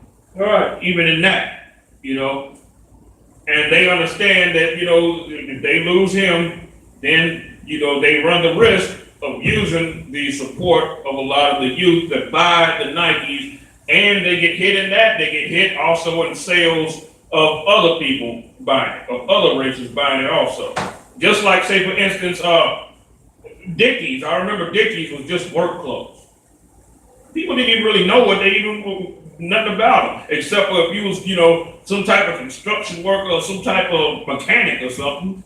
You know what I'm saying? Even then the name wasn't big like that. It was just, you know, Dickies and just, you know, all right. But then once they came on, once we start wearing them, you know what I'm saying? They blew in a Fortune 500. You see what I'm saying? They became a big clothing name. All right, going from construction clothes wear You know what I'm saying? Who ran around with construction clothes on as a style? Nobody did that. You know what I'm saying? So we started doing it, and then all of a sudden, construction clothes became the new thing. Became stylish because not only blacks and Hispanics were wearing them. You know what I'm saying? White people started wearing them. Asians started wearing them. All right. You see what I'm saying? And that blew them all the way up. So now what we need to understand is we need to understand the power and our influence, and we need to start paying more attention to the things that we actually do. What do we advertise? You see what I'm saying? You know, I mean, hell, I be seeing, you know, brothers, you know, on the Instagram and all that, you know what I'm saying? Brothers that's, you know, I even seen some, you know what I'm saying, you know, young warriors and everything, advertising certain drinks. You know what I'm saying? Advertising Henny. You know, they'll take a pic, you know, put it on Instagram, they Henny. You know, Henny is getting paid off of that. All right. Hennessy is getting rich and we profit nothing. You see what I'm saying? Dudes posting their shoes. You know, posting, and they're always going to post a name. You know, not just how good looking the product is or, you know, just the name. You know what I'm saying? They get free advertisement from us. They see the Henny on there. And now dudes will see it. Everybody's looking at the Instagram post, want some Henny. All right. You know what I'm saying? They want some Henny now. You know, and we don't even sit back and think how our people don't profit nothing from any of this stuff. We profit nothing. We advertising Henny on Instagram while our people laid out on the goddamn corner somewhere with no place to damn go, strung out on K2, you know what I'm saying? While we're doing that. You know? That's why we need to close out all of that stuff. We always have to be diligently thinking about stuff like this, you know, because without that kind of diligence, ain't nothing gonna change. You see what I'm saying? Matter of fact, we should be making niggas feel bad about advertising Henny on there. Just think about it, somebody posted some Henny, and then everybody in the damn comment section was like, man, the hell with that, you know? Well, the hell with some Henny. And the Hennessy people, because they look at that stuff too. They look at these posts and they look at the comments because they got to gauge, you know, how many people is actually, you know, what's the general mindset of some of the product with us, you know what I'm saying? Because they know they getting, you know, everybody digging them up, yeah, you getting it twisted, you get that Henny, yeah, they see that, they like, okay, they get a level of comfort behind that. But if they see everybody blasting Henny, you know what I'm saying? Even though, hell, they drink it themselves, you know, they blasted it, hell, I drink Henny. Yeah, I drink Henny, but then, you know, I see somebody advertising it and say, you know, drink this and putting it out there like that. I'm like ready to go and blast, be like, hey, look, you know, go ahead and blast that. You know what I'm saying? And cut it up and make it sound like the most disgusting goddamn thing drinking is out there. You see what I'm saying? That's the way that we gotta start damn thinking. You know what I'm saying? But in reality, I'll drink Henny if somebody else got it, but I don't buy it myself, you know what I'm saying? I'd rather have something a little, you know, something a little cheaper. You know what I'm saying? That's not making this stuff way too damn expensive now. But that's the way that we gotta start to think though. You see what I'm saying? We gotta think in a way that's gonna prosper and benefit our own people. And it comes like to that with everything. You see what I'm saying? Just like in the sitcoms back in the day, you know, you didn't see nothing get advertised. You see, if they had beer, they wouldn't have Budweiser or any of that. It would just say beer on it. You know what I'm saying? Not attaching itself to any company or anything like that, because they understood, you know, you want us to advertise your stuff, you better be paying us. You see what I'm saying? They understood that. You know, they had pop, it would just say soda on it. You know what I'm saying? Any product, you know, cereal, just say damn cereal plates or something like that, you know. And that would be that, because they're not paying them. We have to think on the same damn line. It ain't no damn way that our people should be this damn poor. I'm just saying, with all the damn influence that we got, why we should be so impoverished and have no respect. You see what I'm saying? We can't even, lift our own brothers up off the damn street. We can't do any of that. We can't house one another. You know what I'm saying? That's a goddamn shame. We don't have no doctors. You know what I'm saying? That's another damn thing. We should be, you don't even see you see black doctors on commercials now. That's the only place you see them. You know what I'm saying? They don't replace black doctors with Africans and Indians. You know what I'm saying? And we run around thinking that the damn African is black. So we say, we got black doctor. We ain't got a goddamn thing. That dude's a goddamn Nigerian or something like that. He has nothing to do with us. Nothing at all. He's about his own damn people. And what he charges you for health care, he gonna give them a hell of a goddamn discount. You see what I'm saying? They sit there and say, well, all black people, we just against each other. If they classify them as black, then why the hell ain't he against the other Nigerian people? You know what I'm saying? We all against each other, right? We all against each other, lumping us all in one hole. Why ain't he against the other Nigerian? Why ain't the Ethiopian against the other Ethiopian? You see what I'm saying? And these other nations have respect, a mutual respect for each other. And that's the reason why if you in an Arab store and then you got an Ethiopian and he's right in front of you in the line, he ain't got to pull out no money. They'll just and he's another race. Right. He's a Muslim, just like the damn Arab dude, you know what I'm saying? But they two totally different damn people. One African, one is an Arab. But he has respect for them. And they have a mutual respect. So they can go in there and just walk right on out with something. And they'll just give them a nod, just go ahead and go on ahead. You see what I'm saying? But us, on the other hand, we ain't gonna have to pay. You come behind him, you're gonna have to pay. You know what I'm saying? We gotta start damn demanding respect, man. We gotta start, and it's a way to do it. And it certainly ain't no goddamn marching and all of that garbage. That's not how you do it. What good is marching today when you're not gonna be mad tomorrow? You know what I'm saying? You're just gonna be, and then so many people just duped up on that. Oh, you showed us coming together. We came together. That's what it did. It just showed us coming together. Okay, what effect did it cause? What was the effect? There was no effect. When we marched around the walls of Jericho, the walls of Jericho fell. The walls represented the defense falling. You see what I'm saying? And we was able to take Jericho. We marching what we're taking now. We're not taking anything. The walls of Jericho are not falling. You know what I'm saying? The only damn thing that that's doing is showing white people who the head Negro is and who they should pay. You see what I'm saying? Just like with Farrakhan's Million Man March, Farrakhan had all of them damn people to march to Washington, D.C., and then just turn around and go back home. You see what I'm saying? Us being simple, and all of these, and these were educated black men. You know what I'm saying? Men with degrees, men of all levels of, men with all levels of so-called success. You had even celebrities there. You had, engineers. You had business, a little bit of business owners, things like that. But with all of these degrees and all that, they couldn't even understand that what they were doing was actually stupid and ineffective. You see what I'm saying?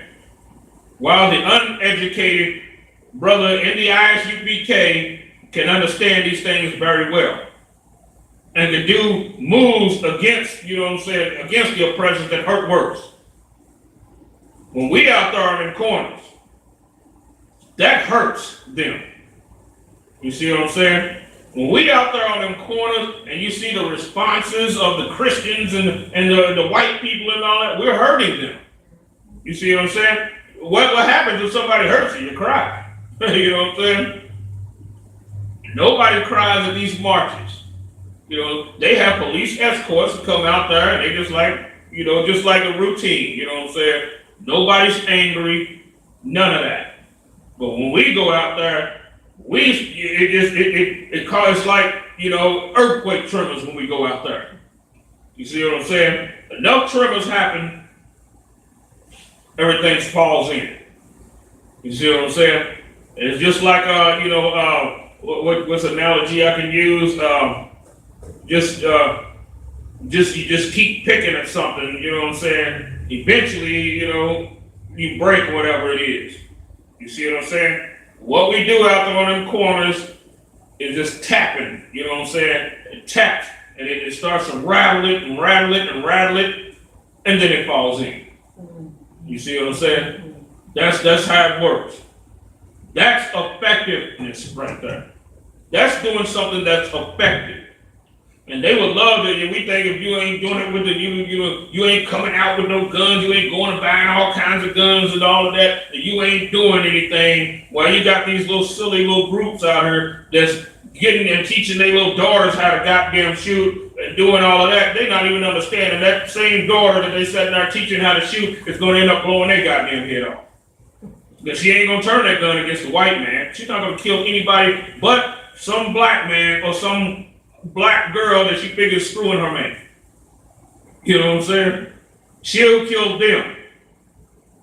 And then she'll be a hell of a marksman with it also. Because her dad and sat there and taught her how to shoot when he should have told her how to shut her goddamn mouth. You see what I'm saying? And how to dress modestly and not come out the house looking like a whore. You see what I'm saying? And not to go out the house with her butt cheeks hanging out, so dudes is hollering and all that. Now she got to go get her, then she get an attitude and go get her brother so he can go out and kill somebody, go kill his goddamn self. You see what I'm saying? That, defense, you want to defend something, give it, and you want to defend a woman, instruct her. Tell her what to do. You see what I'm saying? Tell her what to do, what not to do. That's how you defend the woman. You see what I'm saying? Other than that, you're not defending her, you only catering to her bullshit. And when you cater to her bullshit, and you thinking you gotta rise up and defend her after you can't even tell her to come out the goddamn house with some clothes on, you go out there, and the Lord is not gonna be with you. I'm not gonna say, Lord be with you, like somebody, the Lord ain't gonna be with you. You know what I'm saying? Because even if you prevail over the dude, you're in jail. You see what I'm saying? You in jail if you prevail over him. If he prevail over you, you're dead. When you could have just told her to put some damn clothes on before she came out the house, and you're so afraid of her, so afraid of her goddamn mouth, you ready to go before the face of a damn gun pointed in your face before checking and correcting her. Wow, that's the type of state that we in right there. That's the situation that our peoples is in right there. You wanna protect something just like your child. You tell your child don't, look both ways before crossing the street. You just gave him instructions. When he decided, he gonna go out there all goofy, put it out in the damn street. You see what I'm saying? But if you don't say anything, if you scared of his mama, I tell him to look both ways, and then he go to his mama, and he say that I said this and I say that, and I'm gonna have to argue with her, So now he said, to hell with you, Dad. You know what I'm saying? I don't care what you say. And he keeps running out that damn street. Next thing you know, somebody done ran over. You see what I'm saying? And you in the hospital with him, and she all in your goddamn face anyway. Now your son is damn, he can't even walk. He's in a wheelchair now. You know what I'm saying? And she's blaming you, and so is the rest of the family blaming you too. You see what I'm saying?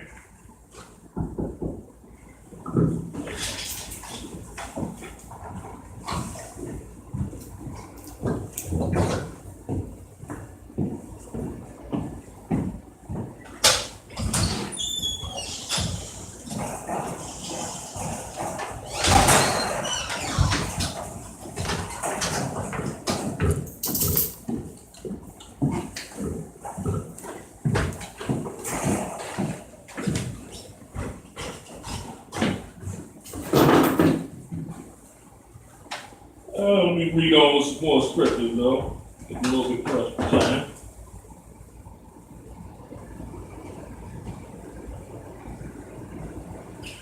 In verse 15, we're in verse 15, sis.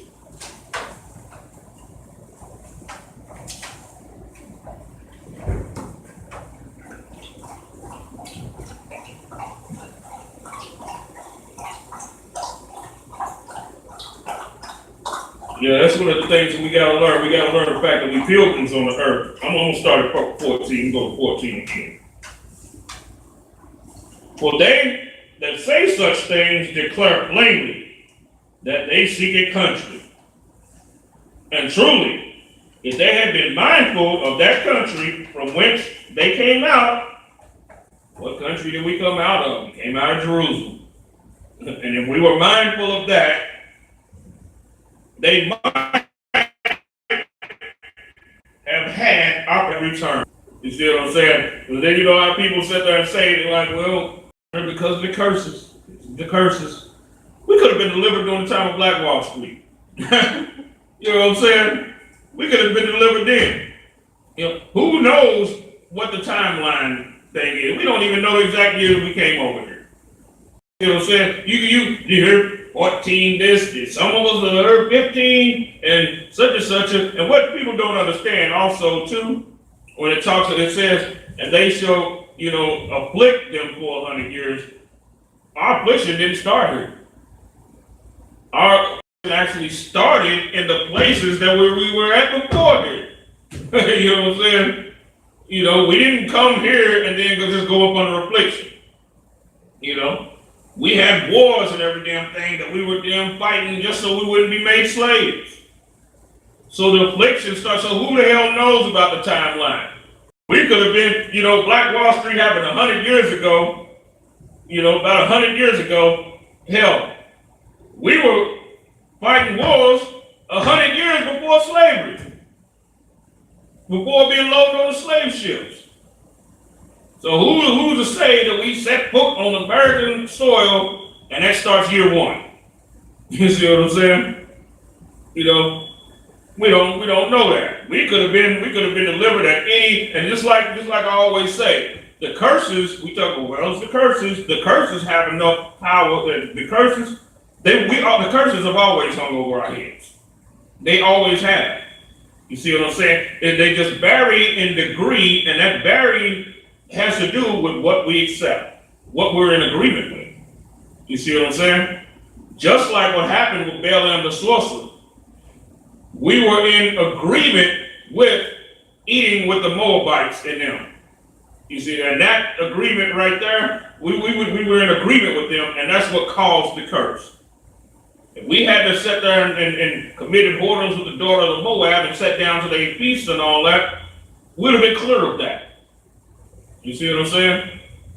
Just like when the Lord said to, the Lord said that he was going to split up the kingdom of Judah and Jerusalem, it wasn't etched in stone that it was going to be under Rehoboam and Jeroboam. Even though the word was already spoken, they could have repented and the Lord would have used that for a future king. You see what I'm saying? It could have went down the line in the future.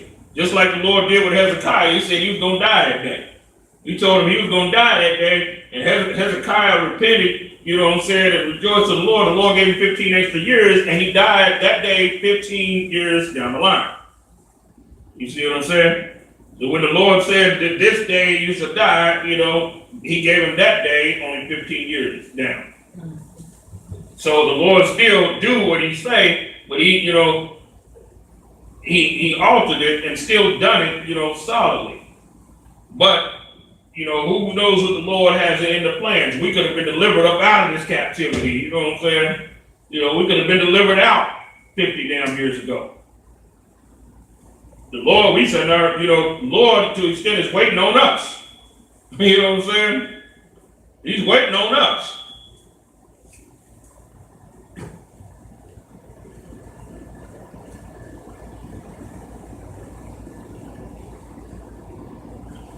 Now let's go to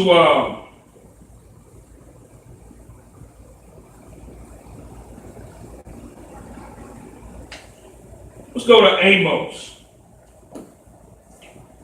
Chapter 2 and verse 6. These nations know things about us that we don't even wrap our own minds around. We know these things, but we really don't do anything about them.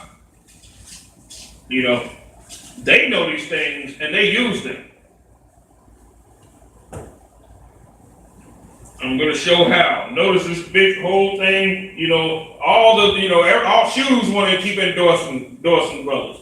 All of these shoe companies want to keep endorsing us. What do they know about us that we don't really wrap our mind around? We're going to find that out. They look at what areas make us that we're weak at. Because if you got an enemy, you got to study. Right? So Amos chapter 2 and verse 6.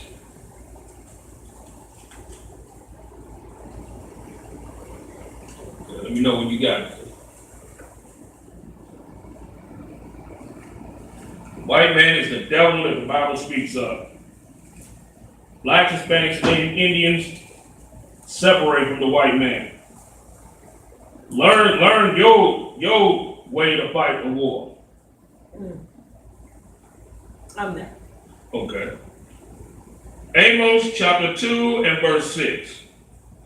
Thus said the Lord, for 3 transgressions of Israel, and before I will not turn away the punishment thereof, because they sold the righteous for silver and the poor for a pair of shoes.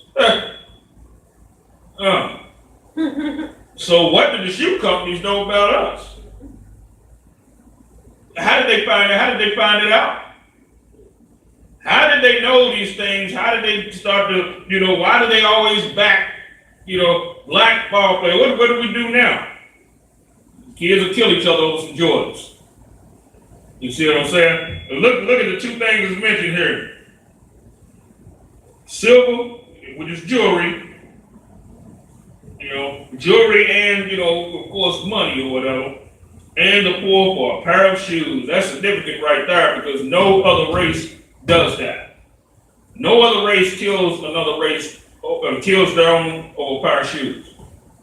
They're not killing a strange race over a pair of shoes. If anybody want to know who the hell the children of Israel are, that's one of the ways is through that. You see what I'm saying? White dudes are not killing each other over shoes. You see what I'm saying? They're not robbing each other over shoes. They're not putting a pistol to somebody's head and making them take off those shoes. You see what I'm saying? None of that. And also too, just like with our foreparent Judah, Judah had the idea to sell Joseph into slavery, right? It was his idea to sell him. I wonder what he did with the money. You know what I'm saying? I bet you we got geared up. Because what do?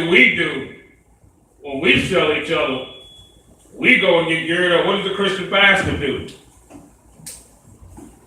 Christian pastor sell his own people and then go buy him a nice watch, you know what I'm saying, and get that nice Armani suit. The first thing is, we the people that want to look good more than anybody on the face of the planet, even if it has to do with us killing some damn body else, and decking ourselves out. You see what I'm saying? You see a dude, a brother, will kill another brother, rob him with the chain, and then wear the chain a few days later. And everybody knows who killed him because of that. You know what I'm saying? The other races know that our desire to look good sometimes is so insatiable that we don't think. You see what I'm saying? That's why they need Colin Kaepernick that's why Nike needs him so bad. Because they know that Colin Kaepernick people are like that.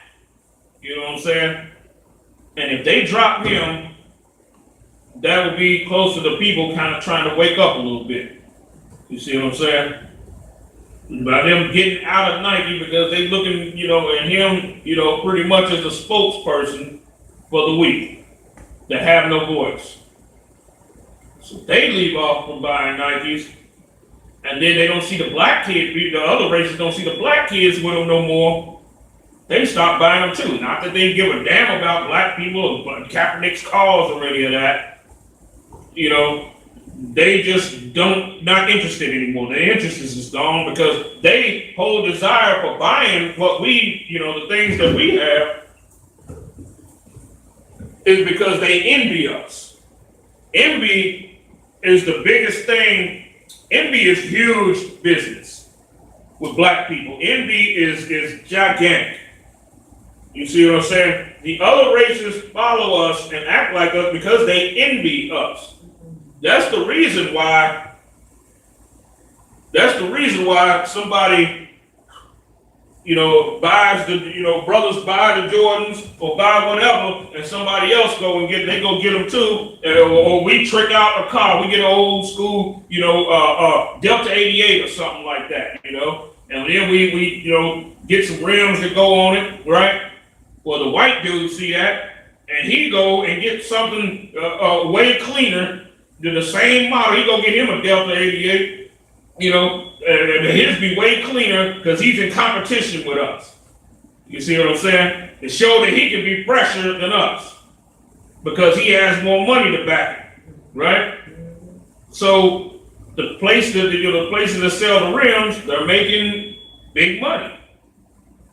You know what I'm saying? Next thing you know, the white neighborhood, just like, in Louisville, it was full of white dudes. They had their own, just like you got Crenshaw in Crenshaw Boulevard and, you see it on Boys in the Hood and all that, right? Well, in Louisville, we had our own versions of that. You had a black one and a white one. You know what I'm saying? Ours was Broadway. When we rolled on the rims and all that, and the white boys followed, seen us doing that, they go into competition with us, and they had Preston, and start doing the same damn thing. So you can just imagine the places that sell have paint jobs, they give the paint jobs, how much money they were making, how much money the people that sell the rims was making, and that was back when niggas was rocking Trues and Vogues and all that, how much money they was making, how much money the stereo places were making that was selling the systems to go on these rides. See how many different businesses was getting so rich just based off the black influence. Because the white people with more money envies us, and they figure, well, I can do it better than he think he's something because he rolling in a deuce and a quarter, then I'm gonna buy this, and I'm gonna get some more expensive rims than what he got. Because they all in competition. You see what I'm saying? And just like and then what happens with the next thing the Japanese is doing. They in competition too. Tricking out their mopeds and all that, doing all of this stuff that they see blacks and Hispanics do, making that industry filthy damn rich. You see what I'm saying? And who was the foundation for that? Always us. That's why I say our envy is big business. The envy of blacks, Hispanics, and Native Indians is huge business. You see what I'm saying? I mean, hell, you can even look at an Indian reservation. White people want to claim to be Indians. And they hold these reservations, they're making, getting the materials, getting leather and all that, making their own Indian garments and all that, making all their own Indian stuff, imitating the tribe of Gad, right? You know what I'm saying? They just, and so places that sell the leather, places that sell, different things or whatever that Native Indians like to buy, their industry is booming also. You see what I'm saying? And this happens with all the tribes, especially the tribe of Judah. You see what I'm saying? Especially with us. Because we are like the heartbeat of all the tribes. The tribes follow what we do, and everybody else follows us as what we do as a nation. You see what I'm saying? Because the kingship was with Judah, and as the king is, so is the people. We see King David wear something. And everybody look at King David, but how glorious he looking. We want something like that. You know what I'm saying? And then the other tribes is like, damn, look what the tribe of Judah's rocking. We gonna get, ours. So now all the tribes is doing that.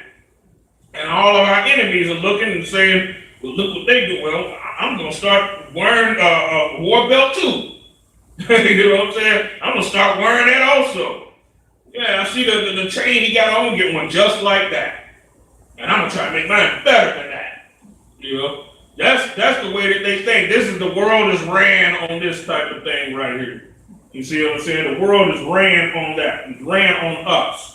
You know what I'm saying? What did they say? The world is ran on Dunkin'. How they work to do it? Ain't ran on no goddamn Dunkin' Donut. Not unless it's niggas up in there. You know what I'm saying? That they niggas say the world is ran on Dunkin'. Hell, you know what I'm saying?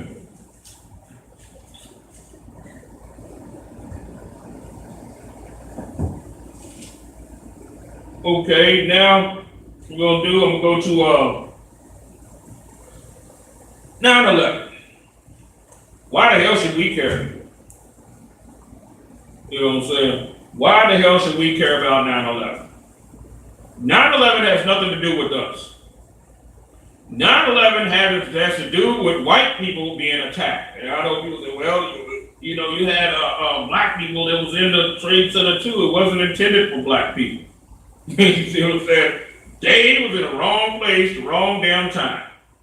You know, just like you had at one point, you had a drug dealer, a huge drug dealer. Somebody, I think it was like Pablo Escobar or something like that. One of his hitmen and one of his bomb dudes, you know, blew up the whole section of a goddamn highway, killed many people. He was only aiming for one dude. But he figured that was the opportunity that he needed, you know what I'm saying, because the dude was so damn heavily protected and so heavily guarded, that was like the only way that he could really get to him like that. Because he knew that he would have to go down that highway, they set bombs up on that highway, and then they detonated them and everything once his car came past and killed many people. You see what I'm saying? That had nothing to do with them. They just wanted him, and they was ready to sacrifice the lives of the other people. That's all that was. You see what I'm saying? But the main target was him. Trade Center getting hit, that was targeted at white people. Why they sit there trying to sucker you in and say, well, it's all American. We're all American. You see what I'm saying? They try and sucker us in and thinking all of that. They attacked America, and all of a sudden you become a part of it then. You know, when the smoke clears, you go back to being non-American. You go back to being a criminal when the smoke clears. You know? So why not realize that you are a criminal all the time in their sight? We're born criminals. You see what I'm saying? Any man that's born at zero network is a crook. That's one thing that a lot of people don't know. So when they said also too, when they step back and say, oh, the Mexicans are illegal, they're criminals. You got a lot of dumb black people that are sitting there falling for that garbage. You know, talking about I have no sympathy for Mexicans because they're criminals. They're in the country illegally. Goddamn dummies. The southern United States belongs to them. That's theirs. You see what I'm saying? And then at the same time too, you see they're illegals, but nobody say nothing about the Russians that come here. Nobody says nothing about the Bosnians that come here, the people from Nepal, the people from, you know, the Vietnamese, all the people that come and set up these damn stores and all of that.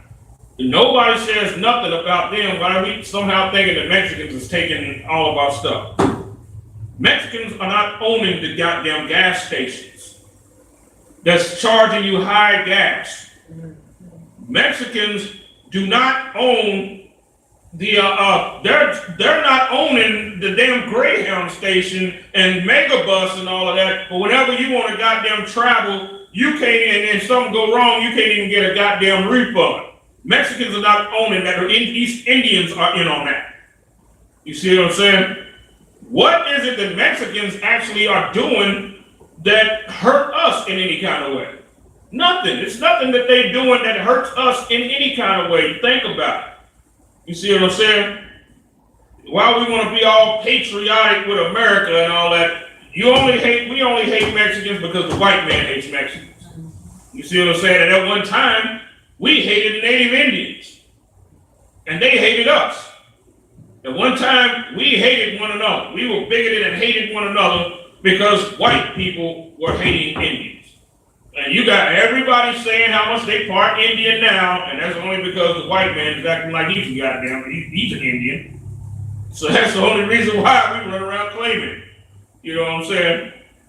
And that's why I ask people when they say they're part Indian, I ask them what kind, white or black. You know what I'm saying? Ask what kind of Indian are you? And then some of them be like, think about it, be like, white. Yeah, I thought so. I thought that was the kind of Indian you are. You know what I'm saying? Let's go to Exodus.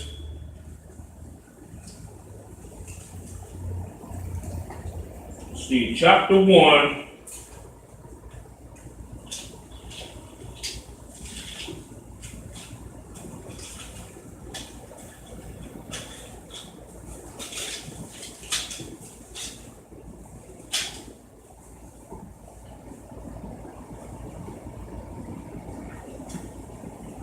Exodus chapter 1, and we're going to start at the 7th verse.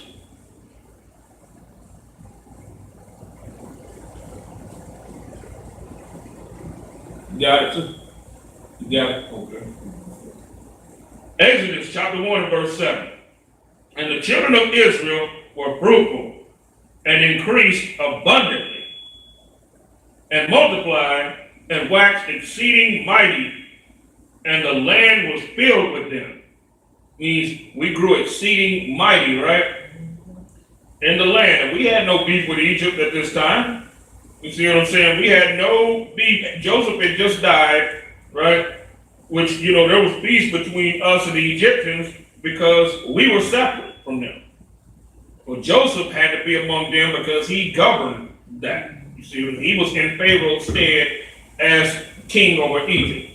He was acting king.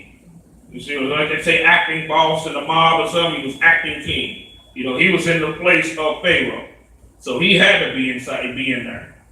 But we were given Goshen, which was the fat pastured land, because we were herds. You know, we were looked at as the shepherd kings. That was our spot, right? Okay, now Joseph died.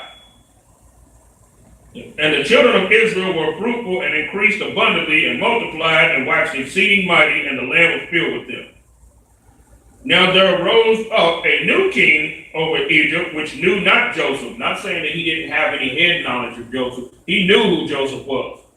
But there was no covenant between him and Joseph. Just like, the fathers and everything had, you know what I'm saying? It's like the Pharaohs before. You know, they knew Joseph and knew Jacob, Abraham, all of that. Now, he knew not because he didn't care. He didn't care what Joseph did. You see what I'm saying? He didn't give a damn about the fact that Joseph saved. And see, we be thinking, waiting for these other nations to be grateful for us. We say stuff like, yeah, we did this, we did that, as if they're to be thankful. They're not thankful. White man didn't get everything that he got off being grateful to anybody. White man's the devil that the Bible speaks of. But at the same time, we let them flip it on us, because we be grateful for them just for a crumb. We built a whole goddamn kingdom for him. And he shows us no gratefulness. So if we want to imitate the white man, we want to be anything like him, just like so many of us do, we got to think the same way. The white man give you a job, you say, praise the Lord. And, Most High, praise Most High. You know what I'm saying? Most High gave me this. You know what I'm saying? And don't give a white man any damn credit.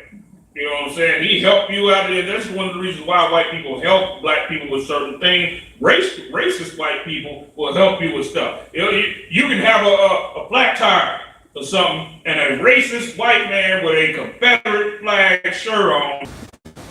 You see what I'm saying? But when he's actually benefiting, because see, white people go for they fight for their race. You see what I'm saying? Anytime a white person do anything for you, he don't want the credit himself. He wants his race to have the credit for that. When he helps you, he says the white man helped you. You know what I'm saying? Lumping them all into one hole, he's saying my people is doing this for you. You see what I'm saying? That's how white people think. They play they know which side they play on, which team they play on. And black people will say, yeah, the white man helped me. It was a white man that came and helped me. You know what I'm saying? We are credited to their race also. You see what I'm saying? A white man asks a black person for some change, the black person give him $1 or something, we don't sit there and say, now see, the black man helped you with this. We'll say, no, see, I gave this dollar to you. We'll sever all other black people out. You see what I'm saying? We give a tip to somebody at damn Denny's, you know what I'm saying? It's you giving the tip, other black people didn't do shit. That's how we be thinking. But if a white man gives a black waiter or whatever a tip, the white man gave this to you. They play as a team. And he said unto his people, behold, the people of the children of Israel are more and mightier than we.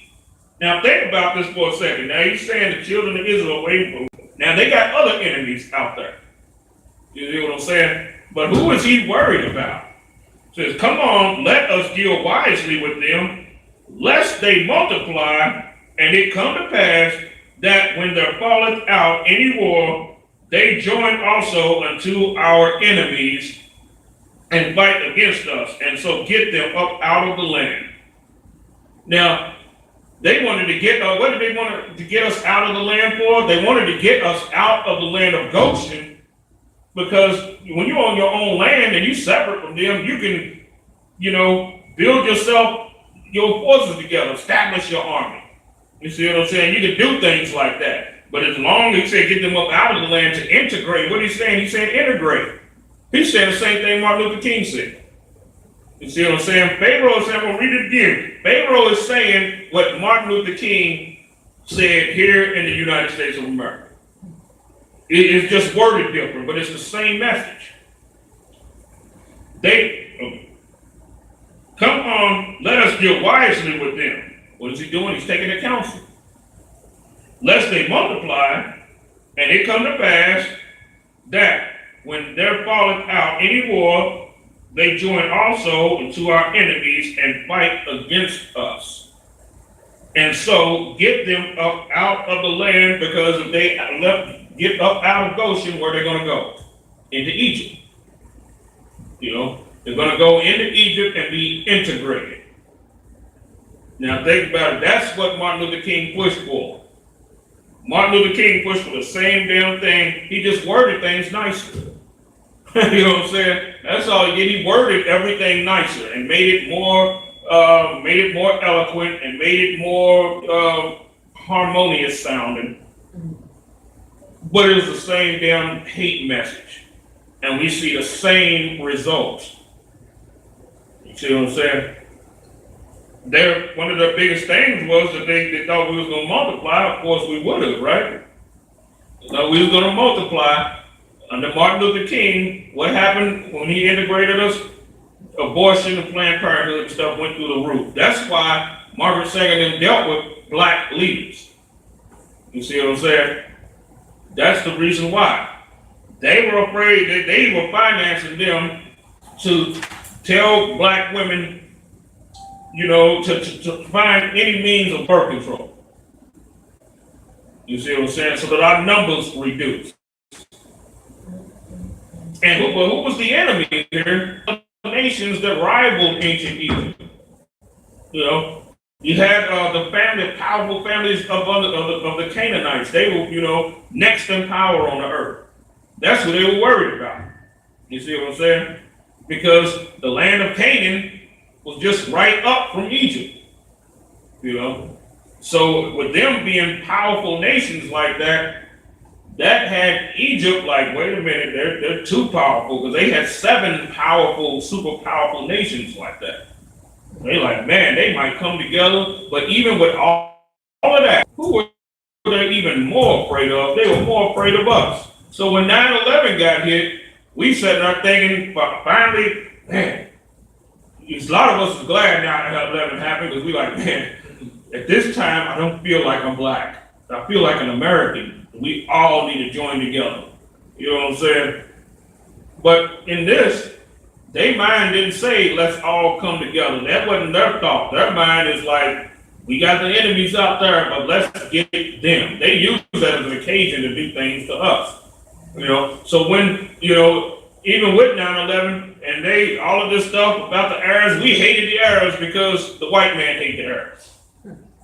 We said, oh, that nigga looked like we still, Arab man with a turban on, he looked like a damn Al-Qaeda. He looked like, he wanted, but then when the smoke got them cleared, who became the terrorists then? It was us. And their sights was always against us because a lot of people didn't even know it was no damn black people over in them, in the Arab countries until 9/11. Now you start to see black terrorists on the damn news on Fox. Yeah, they love showing the dark ones. You know what I'm saying? And we sit there looking black people over in the Arab countries. Those black people over. I thought everybody over there was light brown. You know what I'm saying? I thought everybody was over light brown, and they got black people over there. And that's when a lot of us knew that it was blacks over there. But what were they doing? A lot of them were actual Arabs. But they were using their image to pretty much to indirectly say that we need to watch those blacks in America. You know what I'm saying? Those blacks that are Muslims that seem like to be some extremist group, they drop the hammer up on us. You know what I'm saying? Because that's who all terrorist laws are made for. All terrorist laws are actually made for us. They're not made directly for Arabs and all of that, you know what I'm saying? Just like, once they get through with them, then they throw it on us. You know what I'm saying? And then they leave off of them. Because when no damn police killing no Arabs. Police ain't killed one Arab, no, they wasn't shooting down Arab people, they were showing respect to them. Because see, one thing, you deal with another race like that, and you start mistreating their people, you got to answer to their mother country. We don't have a mother country. That's why ain't nobody got an answer. And our leaders, will sit there and act like they mad, then come around to us just to try and alleviate the anger, the pressure of all the anger and all that, and then they'll spin it on us and make us and say, well, that it's our fault for the reason why they do stuff like that to us. So as long as you're thinking that it's your fault, no nation comes out from up under the boot of another nation by blaming themselves. Never let people tell you that it's your fault. You can't do that. You're never going to get free if you think like that. Think about it with the Jewish people in Nazi Germany. If they blamed Jewish people, they said, well, the Holocaust was all our fault. We should have known when to get out of Germany because that was our fault. Well, we shouldn't have did them shiesty business practices and all that. And that's the reason why the Nazis did what they did to us. If they did that, you know where they would be at now? They would still be up under the damn boot heel of the Nazis right now. You got to put the blame where it belongs in order for you to come out from up under the oppression of another damn people. Anytime we were oppressed by another damn people, look at all throughout Judges, which we had wars and oppressions back to back like that. What did we have to do in order to be free? We had to blame the people that were doing this to us. You see what I'm saying? That's why the Lord rose us up and we destroyed them. You know what I'm saying? That's why the Lord fought for us. You see what I'm saying? He's not fighting if we think it's all our damn fault. If it's our fault, why the hell should the Lord fight them? You know what I'm saying? It was their fault. And we had to point the finger at them and say that it's their damn fault. And the Lord will be joined with that and fight your battles for you. You see what I'm saying? And you have to know who your enemy is and who's actually doing all of this to you. You can't just sit back and just keep thinking that it's yourself.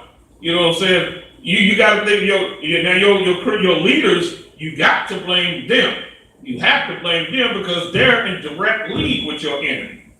Just like during the time of the Maccabees, Judas Maccabeus and them, they had to look at the leadership and the rebels that whose heart was inclined to the damn Greeks whom they was getting ready to go to war with. And they had to clean house then, and then get their forces together and come up against the damn Greeks.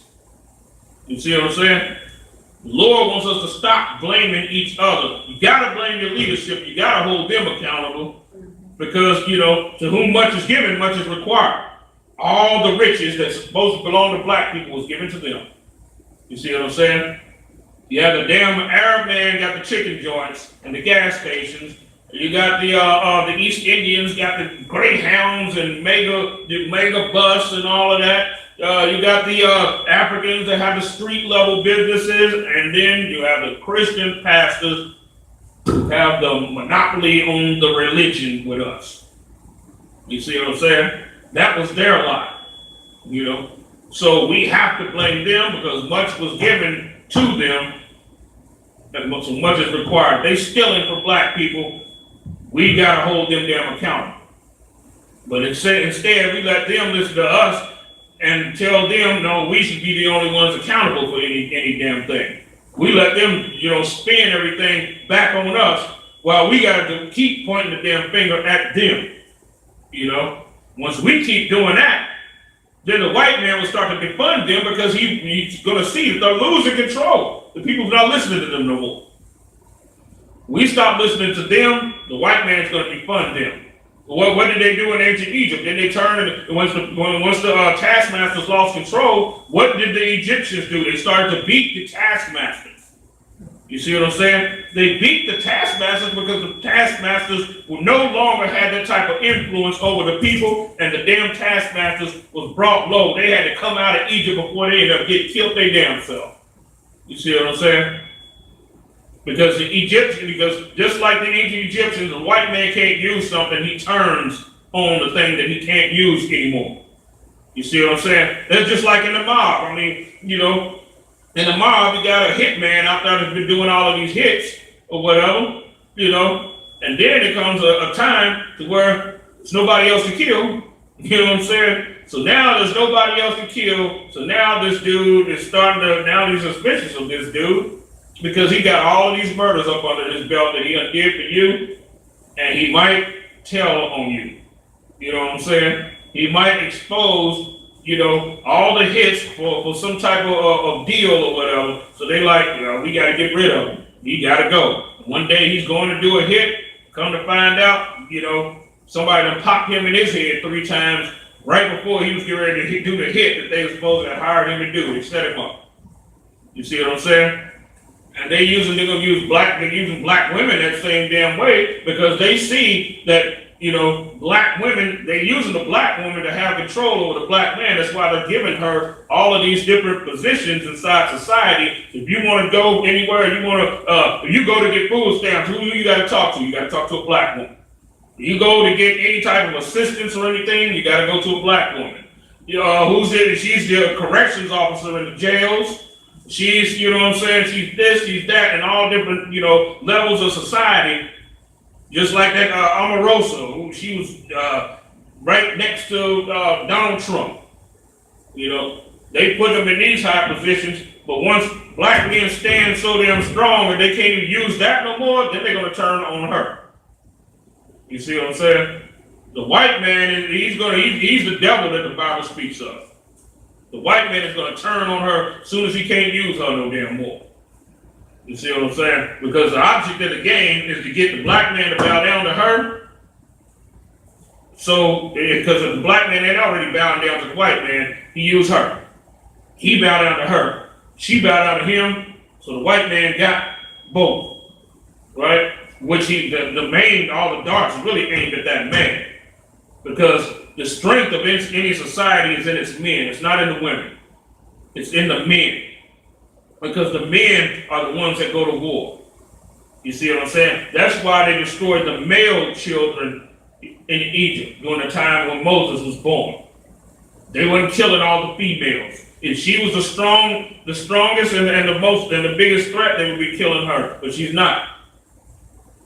The man, the strength of that, and the backbone of the society is in its men. We the only damn nation that thinks different. And wonder why we at the bottom of every damn body. We crushed up under the lowest people it is out there. When you got the clicking, the ones that in Africa, the ones that run around with the dirt all over them and all that stuff, they call us niggas. You know what I'm saying? Looking at us as being far beneath them. And they living in the goddamn mud hut somewhere. You see what I'm saying? Because they understand certain principles that we don't seem to wrap our minds around. They got control of their women. Even though they live in a mud hut or whatever the damn case is, some type of damn fishing village, it doesn't matter. Their houses are in order. You see what I'm saying? And that's what makes us despised among other people until we grow some damn fortitude and then take our families back, because you're not supposed to be negotiating with your damn woman. You lay down the law, you know what I'm saying? You lay the law down. It's not a dual thing where it's 50-50 and both of y'all judging and a matter or whatever. You can sit there and get the woman's opinion on something. And if she has a good, she understands something, that's cool. But at the end of the day, you got the damn final decision. Because if you go 50-50, she's going to be majority holder. Because the society is backing her and the feminist agenda against you. You see what I'm saying? You talk about 50-50, she say get out. Now tell me what percentage is that? You know what I'm saying? You gotta leave out your own goddamn house. So if y'all 50-50, that's really, 90-10. You know what I'm saying? In her favor. With that being said, we are the ISUPK coming out of 1 West on the 25th Street, Harlem, New York, at the Commander General Yohana. Pay your tithes, support this truth, support the brothers and soldiers that's out there on the front line fighting for you, calling the white man the devil on the damn street corners, that's getting all types of persecution and all of that. And with that being said, shalom.